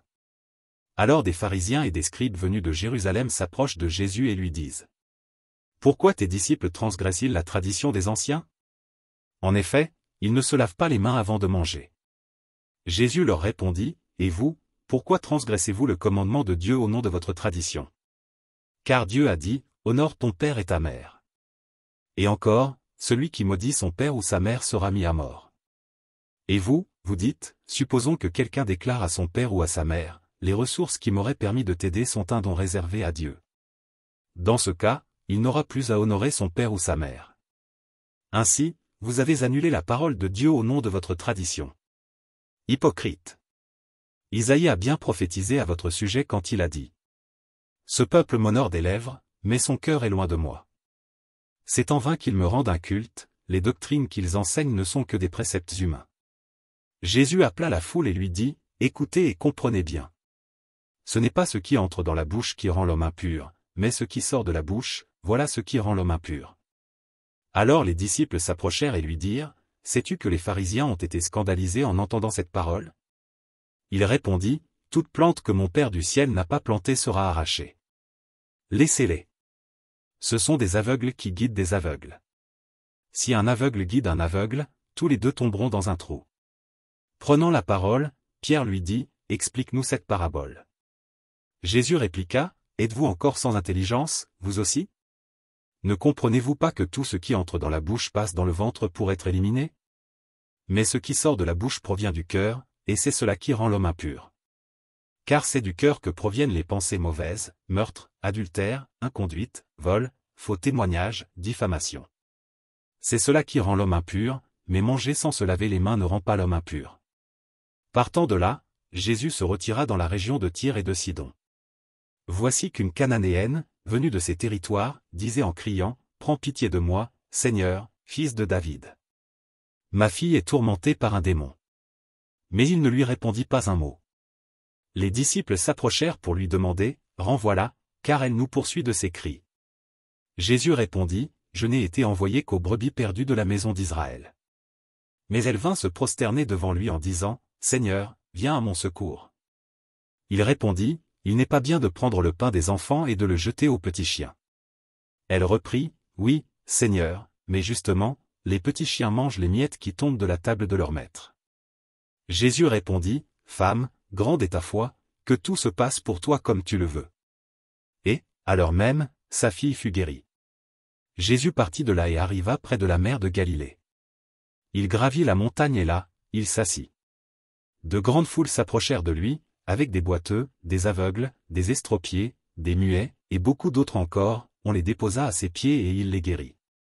Alors la foule était dans l'admiration en voyant des muets qui parlaient, des estropiés rétablis, des boiteux qui marchaient, des aveugles qui voyaient, et ils rendirent gloire au Dieu d'Israël.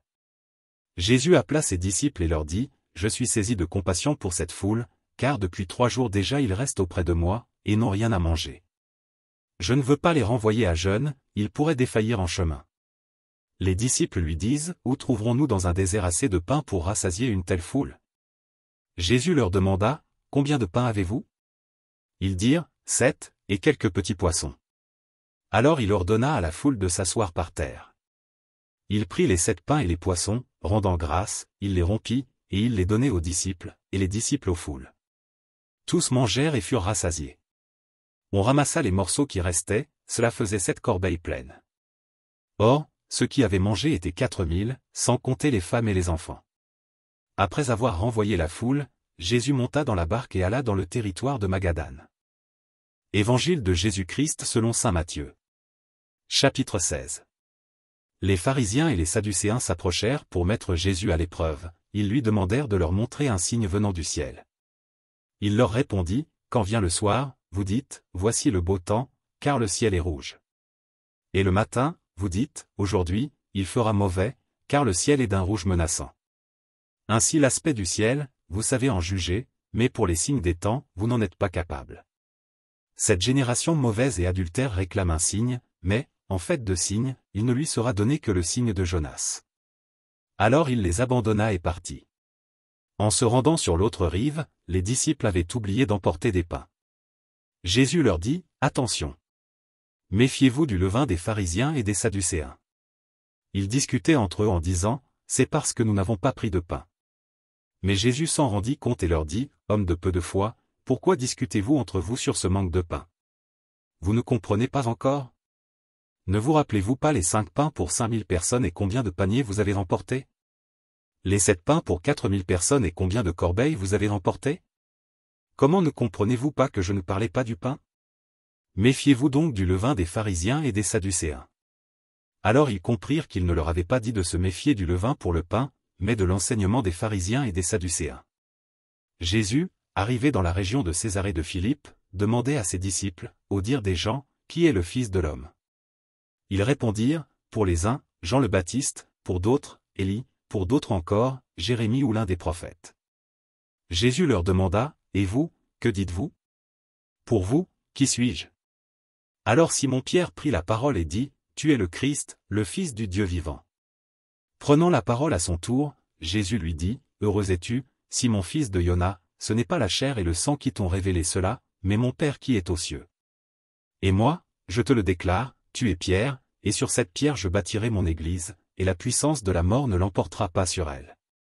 Je te donnerai les clés du royaume des cieux, tout ce que tu auras lié sur la terre sera lié dans les cieux, et tout ce que tu auras délié sur la terre sera délié dans les cieux. » Alors, il ordonna aux disciples de ne dire à personne que c'était lui le Christ. À partir de ce moment, Jésus commença à montrer à ses disciples qu'il lui fallait partir pour Jérusalem, souffrir beaucoup de la part des anciens, des grands prêtres et des scribes, être tué, et le troisième jour ressuscité. Pierre, le prenant à part, se mit à lui faire de vifs reproches, « Dieu t'en garde, Seigneur. Cela ne t'arrivera pas. » Mais lui, se retournant, dit à Pierre, « Passe derrière moi, Satan.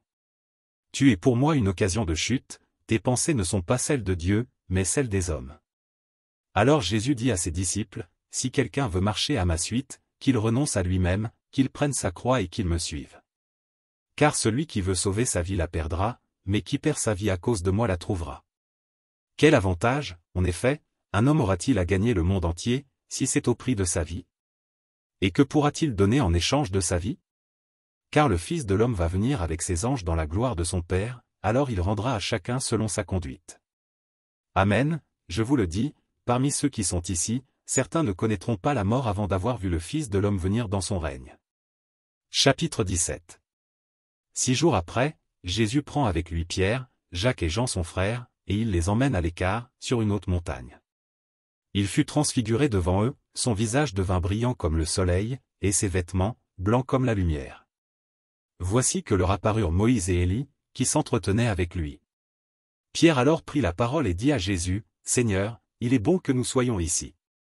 Si tu le veux, je vais dresser ici 3 tentes, une pour toi, une pour Moïse, et une pour Élie. » Il parlait encore, lorsqu'une nuée lumineuse les couvrit de son ombre, et voici que, de la nuée, une voix disait, « Celui-ci est mon Fils bien-aimé, en qui je trouve ma joie, écoutez-le. » Quand ils entendirent cela, les disciples tombèrent face contre terre et furent saisis d'une grande crainte.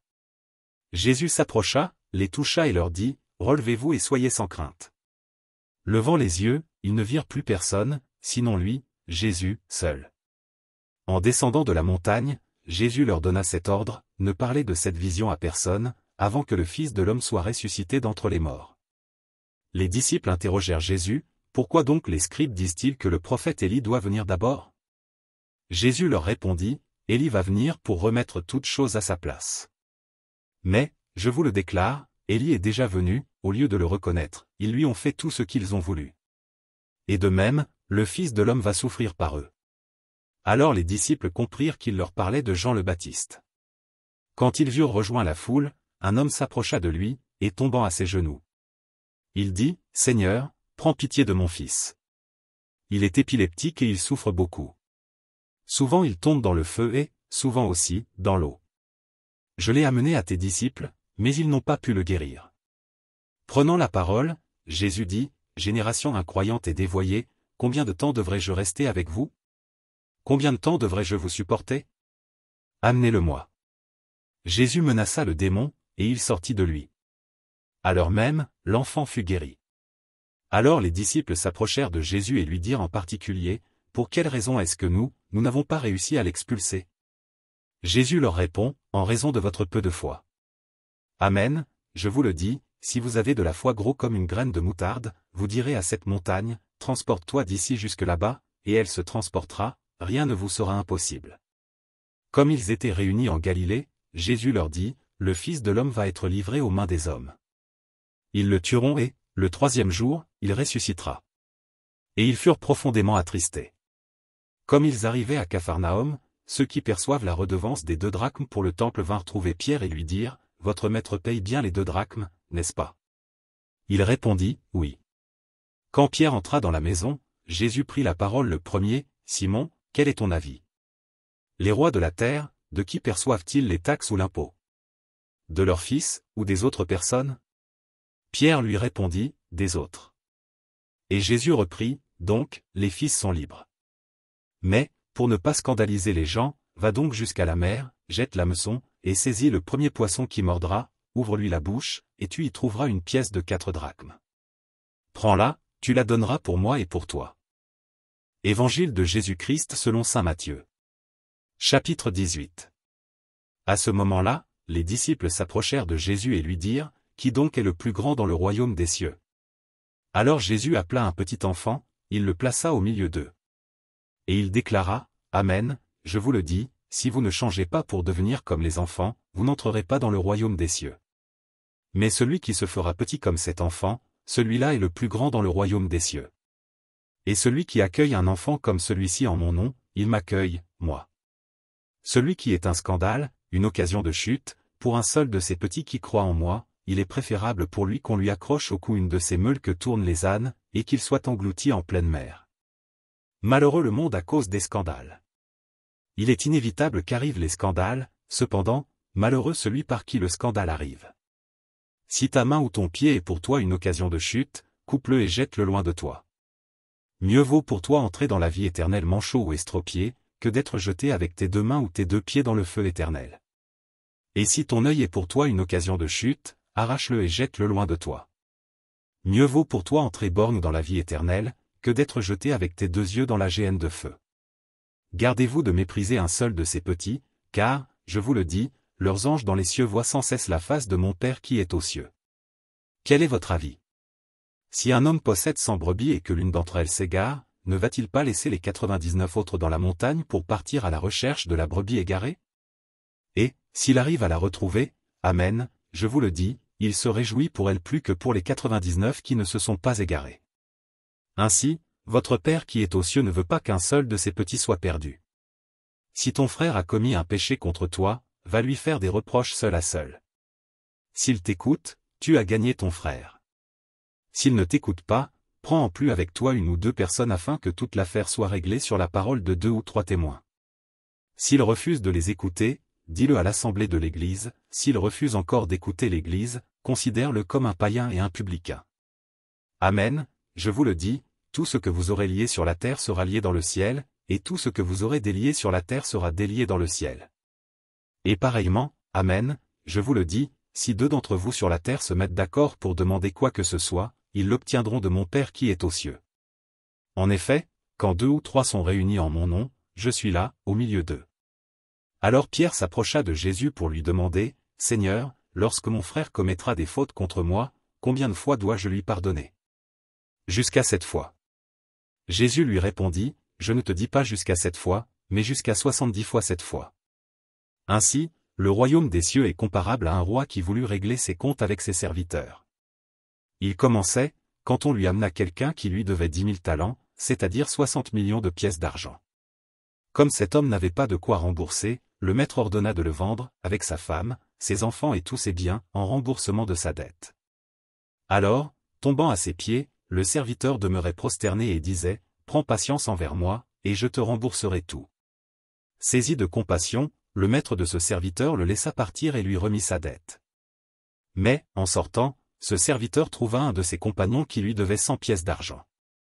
Il se jeta sur lui pour l'étrangler, en disant, « Rembourse ta dette. » Alors, tombant à ses pieds, son compagnon le suppliait, « Prends patience envers moi, et je te rembourserai. » Mais l'autre refusa et le fit jeter en prison jusqu'à ce qu'il ait remboursé ce qu'il devait.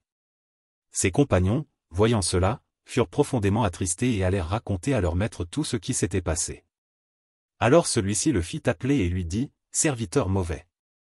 Je t'avais remis toute cette dette parce que tu m'avais supplié. Ne devais-tu pas, à ton tour, avoir pitié de ton compagnon, comme moi-même j'avais eu pitié de toi? » Dans sa colère, son maître le livra au bourreau jusqu'à ce qu'il eût remboursé tout ce qu'il devait.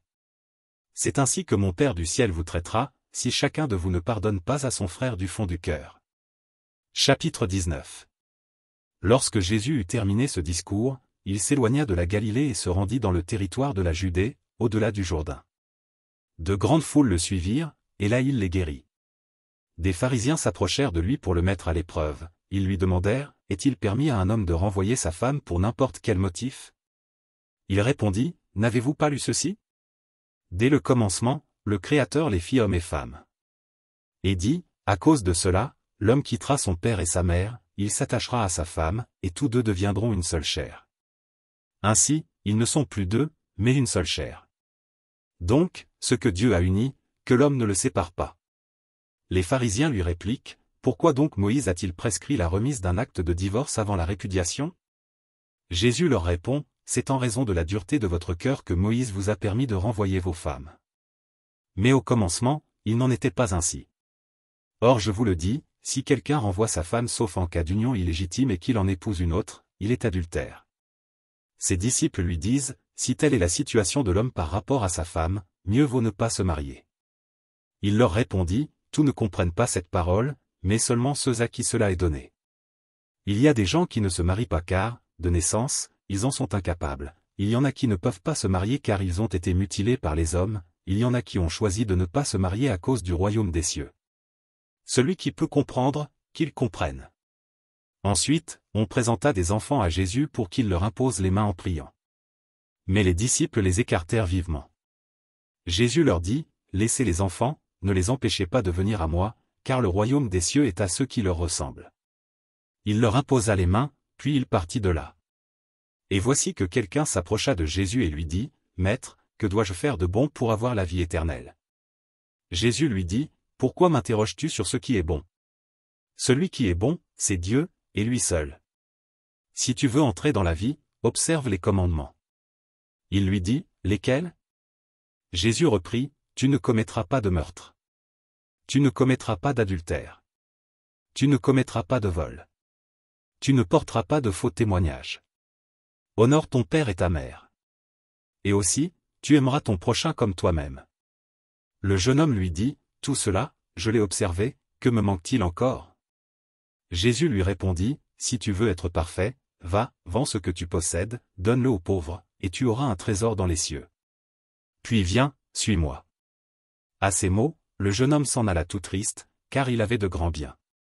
Et Jésus dit à ses disciples, « Amen, je vous le dis, un riche entrera difficilement dans le royaume des cieux. Je vous le répète, il est plus facile à un chameau de passer par un trou d'aiguille qu'à un riche d'entrer dans le royaume des cieux. » Entendant ces paroles, les disciples furent profondément déconcertés, et ils disaient, « Qui donc peut être sauvé ?» Jésus posa sur eux son regard et dit, « Pour les hommes, c'est impossible, mais pour Dieu tout est possible. » Alors Pierre prit la parole et dit à Jésus, « Voici que nous avons tout quitté pour te suivre, quelle sera donc notre part ?» Jésus leur déclara, « Amen, je vous le dis, lors du renouvellement du monde, lorsque le Fils de l'homme siégera sur son trône de gloire, vous qui m'avez suivi, vous siégerez vous aussi sur 12 trônes pour juger les 12 tribus d'Israël. Et celui qui aura quitté, à cause de mon nom, des maisons, des frères, des sœurs, un père, une mère, des enfants, ou une terre, recevra le centuple, et il aura en héritage la vie éternelle. Beaucoup de premiers seront derniers, beaucoup de derniers seront premiers. » Évangile de Jésus-Christ selon saint Matthieu. Chapitre 20. En effet, le royaume des cieux est comparable au maître d'un domaine qui sortit dès le matin afin d'embaucher des ouvriers pour sa vigne. Il se mit d'accord avec eux sur le salaire de la journée, un denier, c'est-à-dire une pièce d'argent, et il les envoya à sa vigne. Sorti vers 9 heures, il en vit d'autres qui étaient là, sur la place, sans rien faire. Et à ceux-là, il dit, « Allez à ma vigne, vous aussi, et je vous donnerai ce qui est juste. » Ils y allèrent. Il sortit de nouveau vers midi, puis vers 3 heures, et fit de même. Vers 5 heures, il sortit encore, en trouva d'autres qui étaient là et leur dit, « Pourquoi êtes-vous restés là, toute la journée, sans rien faire ?» Ils lui répondirent, « Parce que personne ne nous a embauchés. » Il leur dit, « Allez à ma vigne, vous aussi. » Le soir venu, le maître de la vigne dit à son intendant, « Appelle les ouvriers et distribue le salaire, en commençant par les derniers pour finir par les premiers. » Ceux qui avaient commencé à 5 heures s'avancèrent et reçurent chacun une pièce d'un denier. Quand vint le tour des premiers, ils pensaient recevoir davantage, mais ils reçurent, eux aussi, chacun une pièce d'un denier. En la recevant, ils récriminaient contre le maître du domaine. Ceux-là, les derniers venus, n'ont fait qu'1 heure, et tu les traites à l'égal de nous, qui avons enduré le poids du jour et la chaleur. Mais le maître répondit à l'un d'entre eux, « Mon ami, je ne suis pas injuste envers toi. N'as-tu pas été d'accord avec moi pour un denier? Prends ce qui te revient, et va-t'en. Je veux donner au dernier venu autant qu'à toi. N'ai-je pas le droit de faire ce que je veux de mes biens? Ou alors ton regard est-il mauvais parce que moi, je suis bon? C'est ainsi que les derniers seront premiers, et les premiers seront derniers. » Montant alors à Jérusalem, Jésus pria par les 12 disciples et, en chemin, il leur dit, « Voici que nous montons à Jérusalem. Le Fils de l'homme sera livré aux grands prêtres et aux scribes, ils le condamneront à mort. Et le livreront aux nations païennes pour qu'elles se moquent de lui, le flagellent et le crucifient, le 3e jour, il ressuscitera. » Alors la mère des fils de Zébédée s'approcha de Jésus avec ses fils Jacques et Jean, et elle se prosterna pour lui faire une demande. Jésus lui dit, « Que veux-tu » Elle répondit, « Ordonne que mes 2 fils que voici siègent, l'un à ta droite et l'autre à ta gauche, dans ton royaume. » Jésus répondit, « Vous ne savez pas ce que vous demandez. pouvez-vous boire la coupe que je vais boire? Ils lui disent, nous le pouvons. Il leur dit, ma coupe, vous la boirez. Quant à siéger à ma droite et à ma gauche, ce n'est pas à moi de l'accorder, il y a ceux pour qui cela est préparé par mon Père. Les 10 autres, qui avaient entendu, s'indignèrent contre les 2 frères. Jésus les appela et dit, vous le savez, les chefs des nations les commandent en maître, et les grands font sentir leur pouvoir. Parmi vous, il ne devra pas en être ainsi, celui qui veut devenir grand parmi vous sera votre serviteur. Et celui qui veut être parmi vous le premier sera votre esclave. Ainsi, le Fils de l'homme n'est pas venu pour être servi, mais pour servir, et donner sa vie en rançon pour la multitude. Tandis que Jésus avec ses disciples sortait de Jéricho, une foule nombreuse se mit à le suivre. Et voilà que 2 aveugles, assis au bord de la route, apprenant que Jésus passait, crièrent, « Prends pitié de nous, Seigneur, fils de David. » La foule les rabroua pour les faire taire. Mais ils criaient encore plus fort, « Prends pitié de nous, Seigneur, fils de David. » Jésus s'arrêta et les appela, « Que voulez-vous que je fasse pour vous ?» Ils répondent, « Seigneur, que nos yeux s'ouvrent. » Saisi de compassion, Jésus leur toucha les yeux, aussitôt ils retrouvèrent la vue, et ils le suivirent. Chapitre 21. Jésus et ses disciples, approchant de Jérusalem, arrivèrent en vue de Bethphagée, sur les pentes du mont des Oliviers. Alors Jésus envoya 2 disciples. En leur disant, « Allez au village qui est en face de vous, vous trouverez aussitôt une ânesse attachée et son petit avec elle. Détachez-les et amenez-les-moi. Et si l'on vous dit quelque chose, vous répondrez, le Seigneur en a besoin. Et aussitôt on les laissera partir. Cela est arrivé pour que soit accomplie la parole prononcée par le prophète. Dites à la fille de Sion, voici ton roi qui vient vers toi, plein de douceur, monté sur une ânesse et un petit âne, le petit d'une bête de somme. » Les disciples partirent et firent ce que Jésus leur avait ordonné. Ils amenèrent l'ânesse et son petit, disposèrent sur eux leurs manteaux, et Jésus s'assit dessus. Dans la foule, la plupart étendirent leurs manteaux sur le chemin, d'autres coupaient des branches aux arbres et en jonchaient la route. Les foules qui marchaient devant Jésus et celles qui suivaient criaient, « Hosanna au fils de David. Béni soit celui qui vient au nom du Seigneur. Hosanna au plus haut des cieux. » Comme Jésus entrait à Jérusalem, toute la ville fut en proie à l'agitation, et disait, « Qui est cet homme ?» Et les foules répondaient, « C'est le prophète Jésus, de Nazareth en Galilée. » Jésus entra dans le temple, et il expulsa tous ceux qui vendaient et achetaient dans le temple, il renversa les comptoirs des changeurs et les sièges des marchands de colombes. Il leur dit, « Il est écrit, ma maison sera appelée maison de prière. Or vous, vous en faites une caverne de bandits. » Des aveugles et des boiteux s'approchèrent de lui dans le temple, et il les guérit.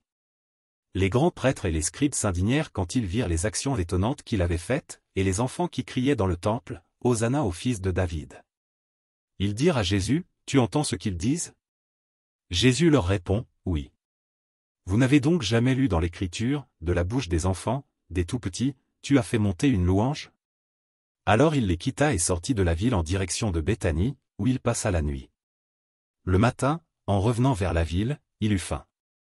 Voyant un figuier au bord du chemin, il s'en approcha, mais il n'y trouva rien d'autre que des feuilles, et il lui dit, « Que plus jamais aucun fruit ne vienne de toi. » Et à l'instant même, le figuier se dessécha. En voyant cela, les disciples s'étonnèrent et dirent, « Comment se fait-il que le figuier s'est desséché à l'instant même ?» Alors Jésus leur déclara, « Amen, je vous le dis, si vous avez la foi et si vous ne doutez pas, vous ne ferez pas seulement ce que j'ai fait au figuier, vous pourrez même dire à cette montagne, enlève-toi de là, et va te jeter dans la mer, et cela se produira. Tout ce que vous demanderez dans votre prière avec foi, vous l'obtiendrez. » Jésus était entré dans le temple, et, pendant qu'il enseignait, les grands prêtres et les anciens du peuple s'approchèrent de lui et demandèrent, « Par quelle autorité fais-tu cela, et qui t'a donné cette autorité ?» Jésus leur répliqua, « À mon tour, je vais vous poser une question, une seule, et si vous me répondez, je vous dirai, moi aussi, par quelle autorité je fais cela. Le baptême de Jean, d'où venait-il? Du ciel ou des hommes? » Ils faisaient en eux-mêmes ce raisonnement, si nous disons, du ciel, il va nous dire, pourquoi donc n'avez-vous pas cru à sa parole? Si nous disons, des hommes, nous devons redouter la foule, car tous tiennent Jean pour un prophète. Ils répondirent donc à Jésus, nous ne savons pas. Il leur dit à son tour, moi, je ne vous dis pas non plus par quelle autorité je fais cela. Quel est votre avis? Un homme avait 2 fils.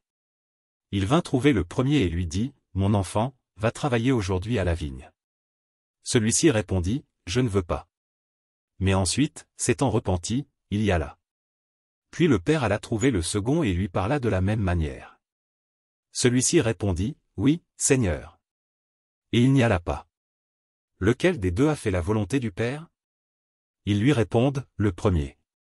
Jésus leur dit, Amen, je vous le déclare, les publicains et les prostituées vous précèdent dans le royaume de Dieu. Car Jean le Baptiste est venu à vous sur le chemin de la justice, et vous n'avez pas cru à sa parole, mais les publicains et les prostituées y ont cru. Tandis que vous, après avoir vu cela, vous ne vous êtes même pas repentis plus tard pour croire à sa parole. Écoutez une autre parabole, un homme était propriétaire d'un domaine, il planta une vigne, l'entoura d'une clôture, y creusa un pressoir et bâtit une tour de garde. Puis il loua cette vigne à des vignerons, et partit en voyage. Quand arriva le temps des fruits, il envoya ses serviteurs auprès des vignerons pour se faire remettre le produit de sa vigne. Mais les vignerons se saisirent des serviteurs, frappèrent l'un, tuèrent l'autre, lapidèrent le troisième. De nouveau, le propriétaire envoya d'autres serviteurs plus nombreux que les premiers, mais on les traita de la même façon. Finalement, il leur envoya son fils, en se disant, ils respecteront mon fils. Mais, voyant le fils, les vignerons se dirent entre eux, voici l'héritier, venez. Tuons-le, nous aurons son héritage. Ils se saisirent de lui, le jetèrent hors de la vigne et le tuèrent. Eh bien, quand le maître de la vigne viendra, que fera-t-il à ces vignerons? On lui répond, ces misérables, il les fera périr misérablement. Il louera la vigne à d'autres vignerons, qui lui en remettront le produit en temps voulu. Jésus leur dit, n'avez-vous jamais lu dans les Écritures, la pierre qu'ont rejetée les bâtisseurs est devenue la pierre d'angle, c'est là l'œuvre du Seigneur, la merveille devant nos yeux. Aussi, je vous le dis, le royaume de Dieu vous sera enlevé pour être donné à une nation qui lui fera produire ses fruits. Et tout homme qui tombera sur cette pierre s'y brisera, celui sur qui elle tombera, elle le réduira en poussière. En entendant les paraboles de Jésus, les grands prêtres et les pharisiens avaient bien compris qu'il parlait d'eux. Tout en cherchant à l'arrêter, ils eurent peur des foules, parce qu'elles le tenaient pour un prophète. Évangile de Jésus-Christ selon saint Matthieu. Chapitre 26. Lorsque Jésus eut terminé tout ce discours, il s'adressa à ses disciples. Vous savez que la Pâque a lieu dans 2 jours, et que le Fils de l'homme va être livré pour être crucifié. Alors les grands prêtres et les anciens du peuple se réunirent dans le palais du grand prêtre, qui s'appelait Caïphe. Ils tinrent conseil pour arrêter Jésus par ruse et le faire mourir. Mais ils se disaient, pas en pleine fête, afin qu'il n'y ait pas de trouble dans le peuple. Comme Jésus se trouvait à Béthanie dans la maison de Simon le lépreux. Une femme s'approcha, portant un flacon d'albâtre contenant un parfum de grand prix. Elle le versa sur la tête de Jésus, qui était à table. Voyant cela, les disciples s'indignèrent en disant, à quoi bon ce gaspillage? On aurait pu, en effet, vendre ce parfum pour beaucoup d'argent, que l'on aurait donné à des pauvres. Jésus s'en aperçut et leur dit, pourquoi tourmenter cette femme? Il est beau, le geste qu'elle a fait à mon égard. Des pauvres, vous en aurez toujours avec vous, mais moi, vous ne m'aurez pas toujours. Si elle a fait cela, si elle a versé ce parfum sur mon corps, c'est en vue de mon ensevelissement. Amen, je vous le dis, partout où cet évangile sera proclamé dans le monde entier, on racontera aussi, en souvenir d'elle, ce qu'elle vient de faire. Alors, l'un des 12, nommé Judas Iscariote, se rendit chez les grands prêtres. Et leur dit, que voulez-vous me donner, si je vous le livre? Ils lui remirent 30 pièces d'argent. Et depuis, Judas cherchait une occasion favorable pour le livrer. Le premier jour de la fête des pains sans levain, les disciples s'approchèrent et dirent à Jésus, où veux-tu que nous te fassions les préparatifs pour manger la Pâque? Il leur dit, allez à la ville, chez un tel, et dites-lui, le maître te fait dire, mon temps est proche, c'est chez toi que je veux célébrer la Pâque avec mes disciples. Les disciples firent ce que Jésus leur avait prescrit et ils préparèrent la Pâque. Le soir venu, Jésus se trouvait à table avec les 12. Pendant le repas, il déclara, Amen, je vous le dis, l'un de vous va me livrer. Profondément attristés, ils se mirent à lui demander, chacun son tour, serait-ce moi, Seigneur? Prenant la parole, il dit, celui qui s'est servi au plat en même temps que moi, celui-là va me livrer.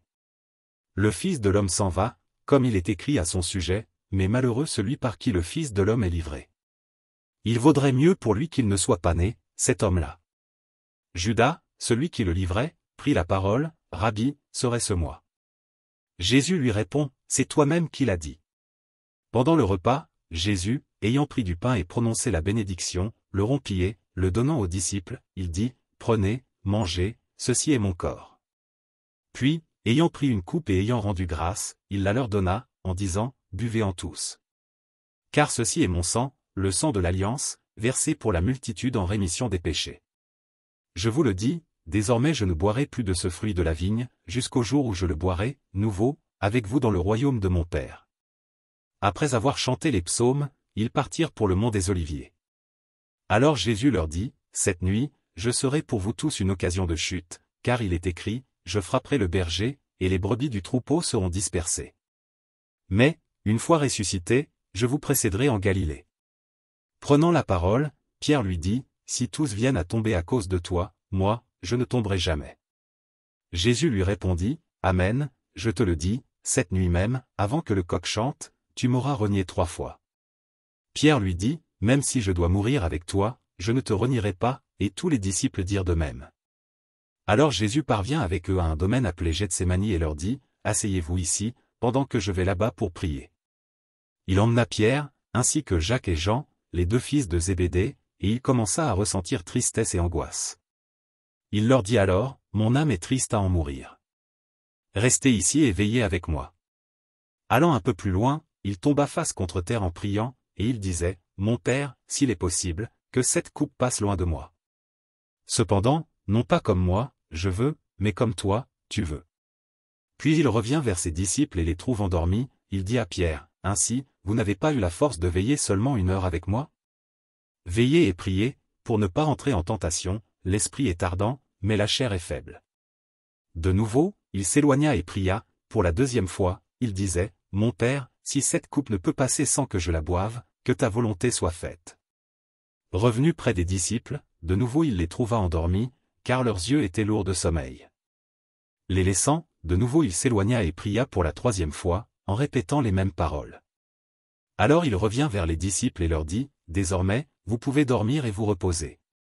Voici qu'elle est proche, l'heure où le Fils de l'homme est livré aux mains des pécheurs. Levez-vous. Allons.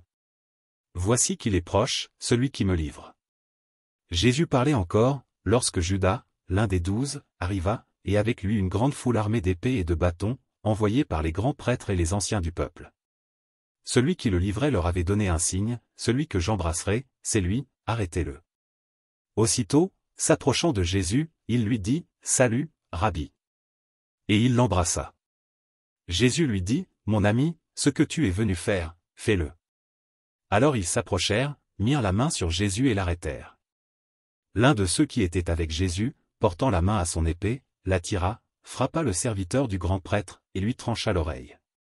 Alors Jésus lui dit, « Rentre ton épée, car tous ceux qui prennent l'épée périront par l'épée. Crois-tu que je ne puisse pas faire appel à mon Père? Il mettrait aussitôt à ma disposition plus de 12 légions d'anges. Mais alors, comment s'accompliraient les Écritures selon lesquelles il faut qu'il en soit ainsi? » À ce moment-là, Jésus dit aux foules, « Suis-je donc un bandit, pour que vous soyez venus vous saisir de moi, avec des épées et des bâtons? Chaque jour, dans le temple, j'étais assis en train d'enseigner, et vous ne m'avez pas arrêté. Mais tout cela est arrivé pour que s'accomplissent les écrits des prophètes. » Alors tous les disciples l'abandonnèrent et s'enfuirent. Ceux qui avaient arrêté Jésus l'amenèrent devant Caïphe, le grand prêtre, chez qui s'étaient réunis les scribes et les anciens. Quant à Pierre, il le suivait à distance, jusqu'au palais du grand prêtre. Il entra dans la cour et s'assit avec les serviteurs pour voir comment cela finirait. Les grands prêtres et tout le conseil suprême cherchaient un faux témoignage contre Jésus pour le faire mettre à mort. Ils n'en trouvèrent pas, pourtant beaucoup de faux témoins s'étaient présentés. Finalement il s'en présenta 2. Qui déclarèrent, « Celui-là a dit, je peux détruire le sanctuaire de Dieu et, en 3 jours, le rebâtir. » Alors le grand prêtre se leva et lui dit, « Tu ne réponds rien? Que dis-tu des témoignages qu'il porte contre toi? » Mais Jésus gardait le silence. Le grand prêtre lui dit, « Je t'adjure, par le Dieu vivant, de nous dire si c'est toi qui es le Christ, le Fils de Dieu. » Jésus lui répond, « C'est toi-même qui l'as dit. En tout cas, je vous le déclare, désormais vous verrez le Fils de l'homme siéger à la droite du Tout-Puissant et venir sur les nuées du ciel. » Alors le grand prêtre déchira ses vêtements, en disant, « Il a blasphémé. Pourquoi nous faut-il encore des témoins? Vous venez d'entendre le blasphème. Quel est votre avis? » Ils répondirent, il mérite la mort. Alors ils lui crachèrent au visage et le giflèrent, d'autres le rouèrent de coups. En disant, fais-nous le prophète, ou Christ. Qui t'a frappé? Cependant Pierre était assis dehors dans la cour. Une jeune servante s'approcha de lui et lui dit, toi aussi, tu étais avec Jésus, le Galiléen. Mais il le nia devant tout le monde et dit, je ne sais pas de quoi tu parles. Une autre servante le vit sortir en direction du portail et elle dit à ceux qui étaient là, celui-ci était avec Jésus, le Nazaréen. De nouveau, Pierre le nia en faisant ce serment, je ne connais pas cet homme. Peu après, ceux qui se tenaient là s'approchèrent et dirent à Pierre, sûrement, toi aussi, tu es l'un d'entre eux. D'ailleurs, ta façon de parler te trahit. Alors, il se mit à protester violemment et à jurer, je ne connais pas cet homme. Et aussitôt un coq chanta. Alors Pierre se souvint de la parole que Jésus lui avait dite, avant que le coq chante, tu m'auras renié 3 fois. Il sortit et, dehors, pleura amèrement. Évangile de Jésus-Christ selon saint Matthieu. Chapitre 27. Le matin venu, tous les grands prêtres et les anciens du peuple tinrent conseil contre Jésus pour le faire mettre à mort. Après l'avoir ligoté, ils l'emmenèrent et le livrèrent à Pilate, le gouverneur. Alors, en voyant que Jésus était condamné, Judas, qui l'avait livré, fut pris de remords, il rendit les 30 pièces d'argent aux grands prêtres et aux anciens. Il leur dit, j'ai péché en livrant à la mort un innocent. Ils répliquèrent, que nous importe? Cela te regarde. Jetant alors les pièces d'argent dans le temple, il se retira et alla se pendre. Les grands prêtres ramassèrent l'argent et dirent, il n'est pas permis de le verser dans le trésor, puisque c'est le prix du sang. Après avoir tenu conseil, ils achetèrent avec cette somme le champ du potier pour y enterrer les étrangers. Voilà pourquoi ce champ est appelé jusqu'à ce jour le champ du sang. Alors fut accomplie la parole prononcée par le prophète Jérémie, ils ramassèrent les 30 pièces d'argent, le prix de celui qui fut mis à prix, le prix fixé par les fils d'Israël. Et ils les donnèrent pour le champ du potier, comme le Seigneur me l'avait ordonné. On fit comparaître Jésus devant Pilate, le gouverneur, qui l'interrogea, es-tu le roi des Juifs? Jésus déclara, c'est toi-même qui le dis. Mais, tandis que les grands prêtres et les anciens l'accusaient, il ne répondit rien. Alors Pilate lui dit, tu n'entends pas tous les témoignages portés contre toi? Mais Jésus ne lui répondit plus un mot, si bien que le gouverneur fut très étonné. Or, à chaque fête, celui-ci avait coutume de relâcher un prisonnier, celui que la foule demandait. Il y avait alors un prisonnier bien connu, nommé Barabbas. Les foules s'étant donc rassemblées, Pilate leur dit, qui voulez-vous que je vous relâche, Barabbas? Ou Jésus, appelé le Christ? Il savait en effet que c'était par jalousie qu'on avait livré Jésus.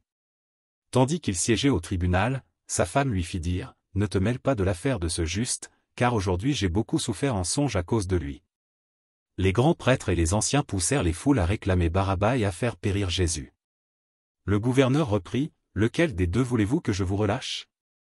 Ils répondirent, Barabbas. Pilate leur dit, que ferai-je donc de Jésus appelé le Christ? Ils répondirent tous, qu'il soit crucifié. Pilate demanda, quel mal a-t-il donc fait? Ils criaient encore plus fort, qu'il soit crucifié.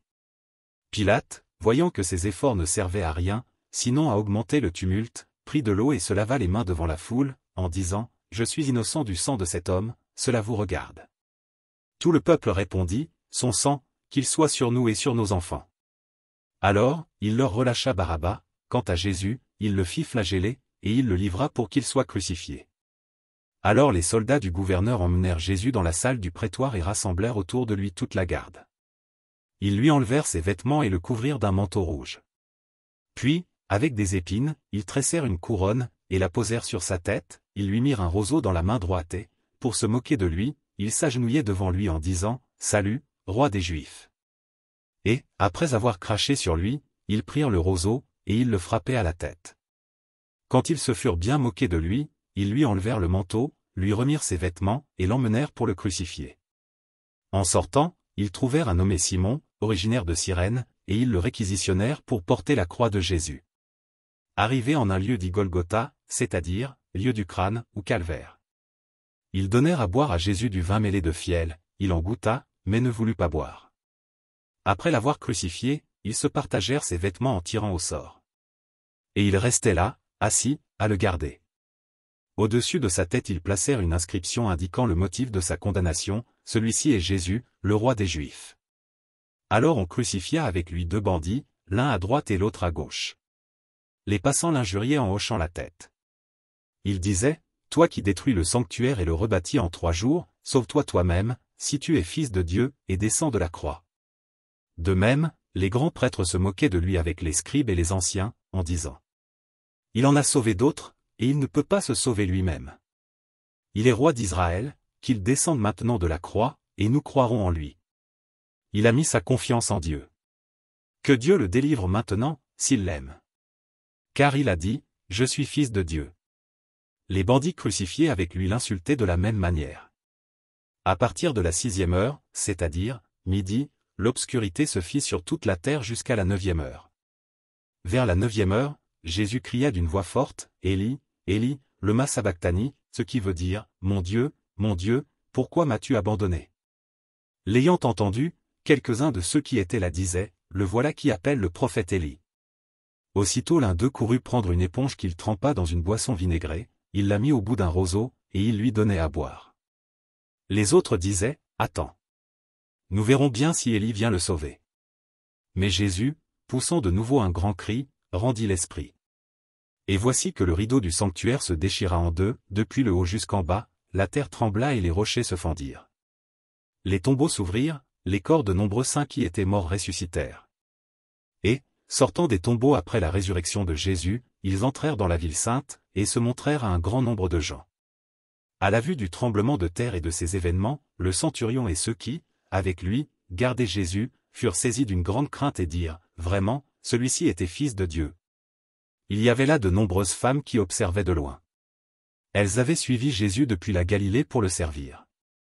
Parmi elles se trouvait Marie-Madeleine, Marie, mère de Jacques et de Joseph, et la mère des fils de Zébédée. Comme il se faisait tard, arriva un homme riche, originaire d'Arimathie, qui s'appelait Joseph, et qui était devenu, lui aussi, disciple de Jésus. Il alla trouver Pilate pour demander le corps de Jésus. Alors Pilate ordonna qu'on le lui remette. Prenant le corps, Joseph l'enveloppa dans un linceul immaculé. Et le déposa dans le tombeau neuf qu'il s'était fait creuser dans le roc. Puis il roula une grande pierre à l'entrée du tombeau et s'en alla.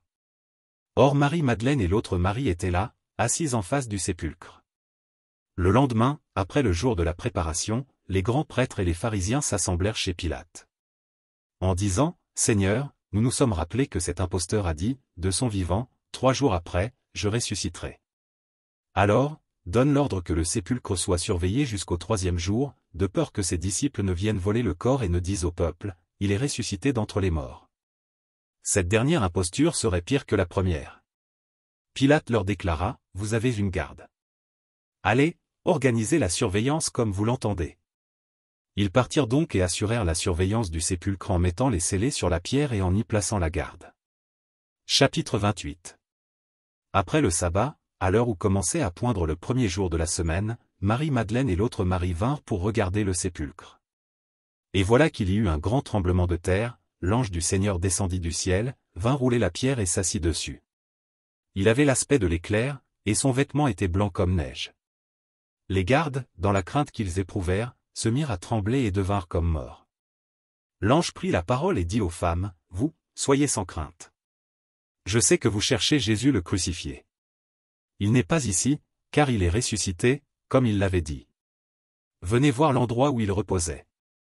Puis, vite, allez dire à ses disciples, il est ressuscité d'entre les morts, et voici qu'il vous précède en Galilée, là, vous le verrez.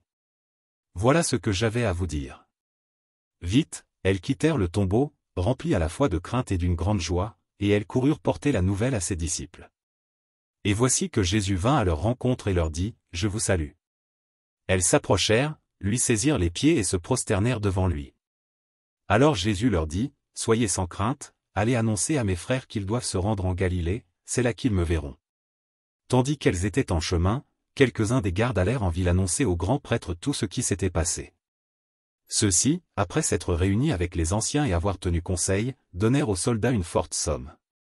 En disant, « Voici ce que vous direz, ces disciples sont venus voler le corps, la nuit pendant que nous dormions. Et si tout cela vient aux oreilles du gouverneur, nous lui expliquerons la chose, et nous vous éviterons tout ennui. » Les soldats prirent l'argent et suivirent les instructions. Et cette explication s'est propagée chez les Juifs jusqu'à aujourd'hui. Les 11 disciples s'en allèrent en Galilée, à la montagne où Jésus leur avait ordonné de se rendre. Quand ils le virent, ils se prosternèrent, mais certains eurent des doutes. Jésus s'approcha d'eux et leur adressa ces paroles, « Tout pouvoir m'a été donné au ciel et sur la terre. Allez. De toutes les nations faites des disciples, baptisez-les au nom du Père, et du Fils, et du Saint-Esprit. Apprenez-leur à observer tout ce que je vous ai commandé. Et moi, je suis avec vous tous les jours jusqu'à la fin du monde. »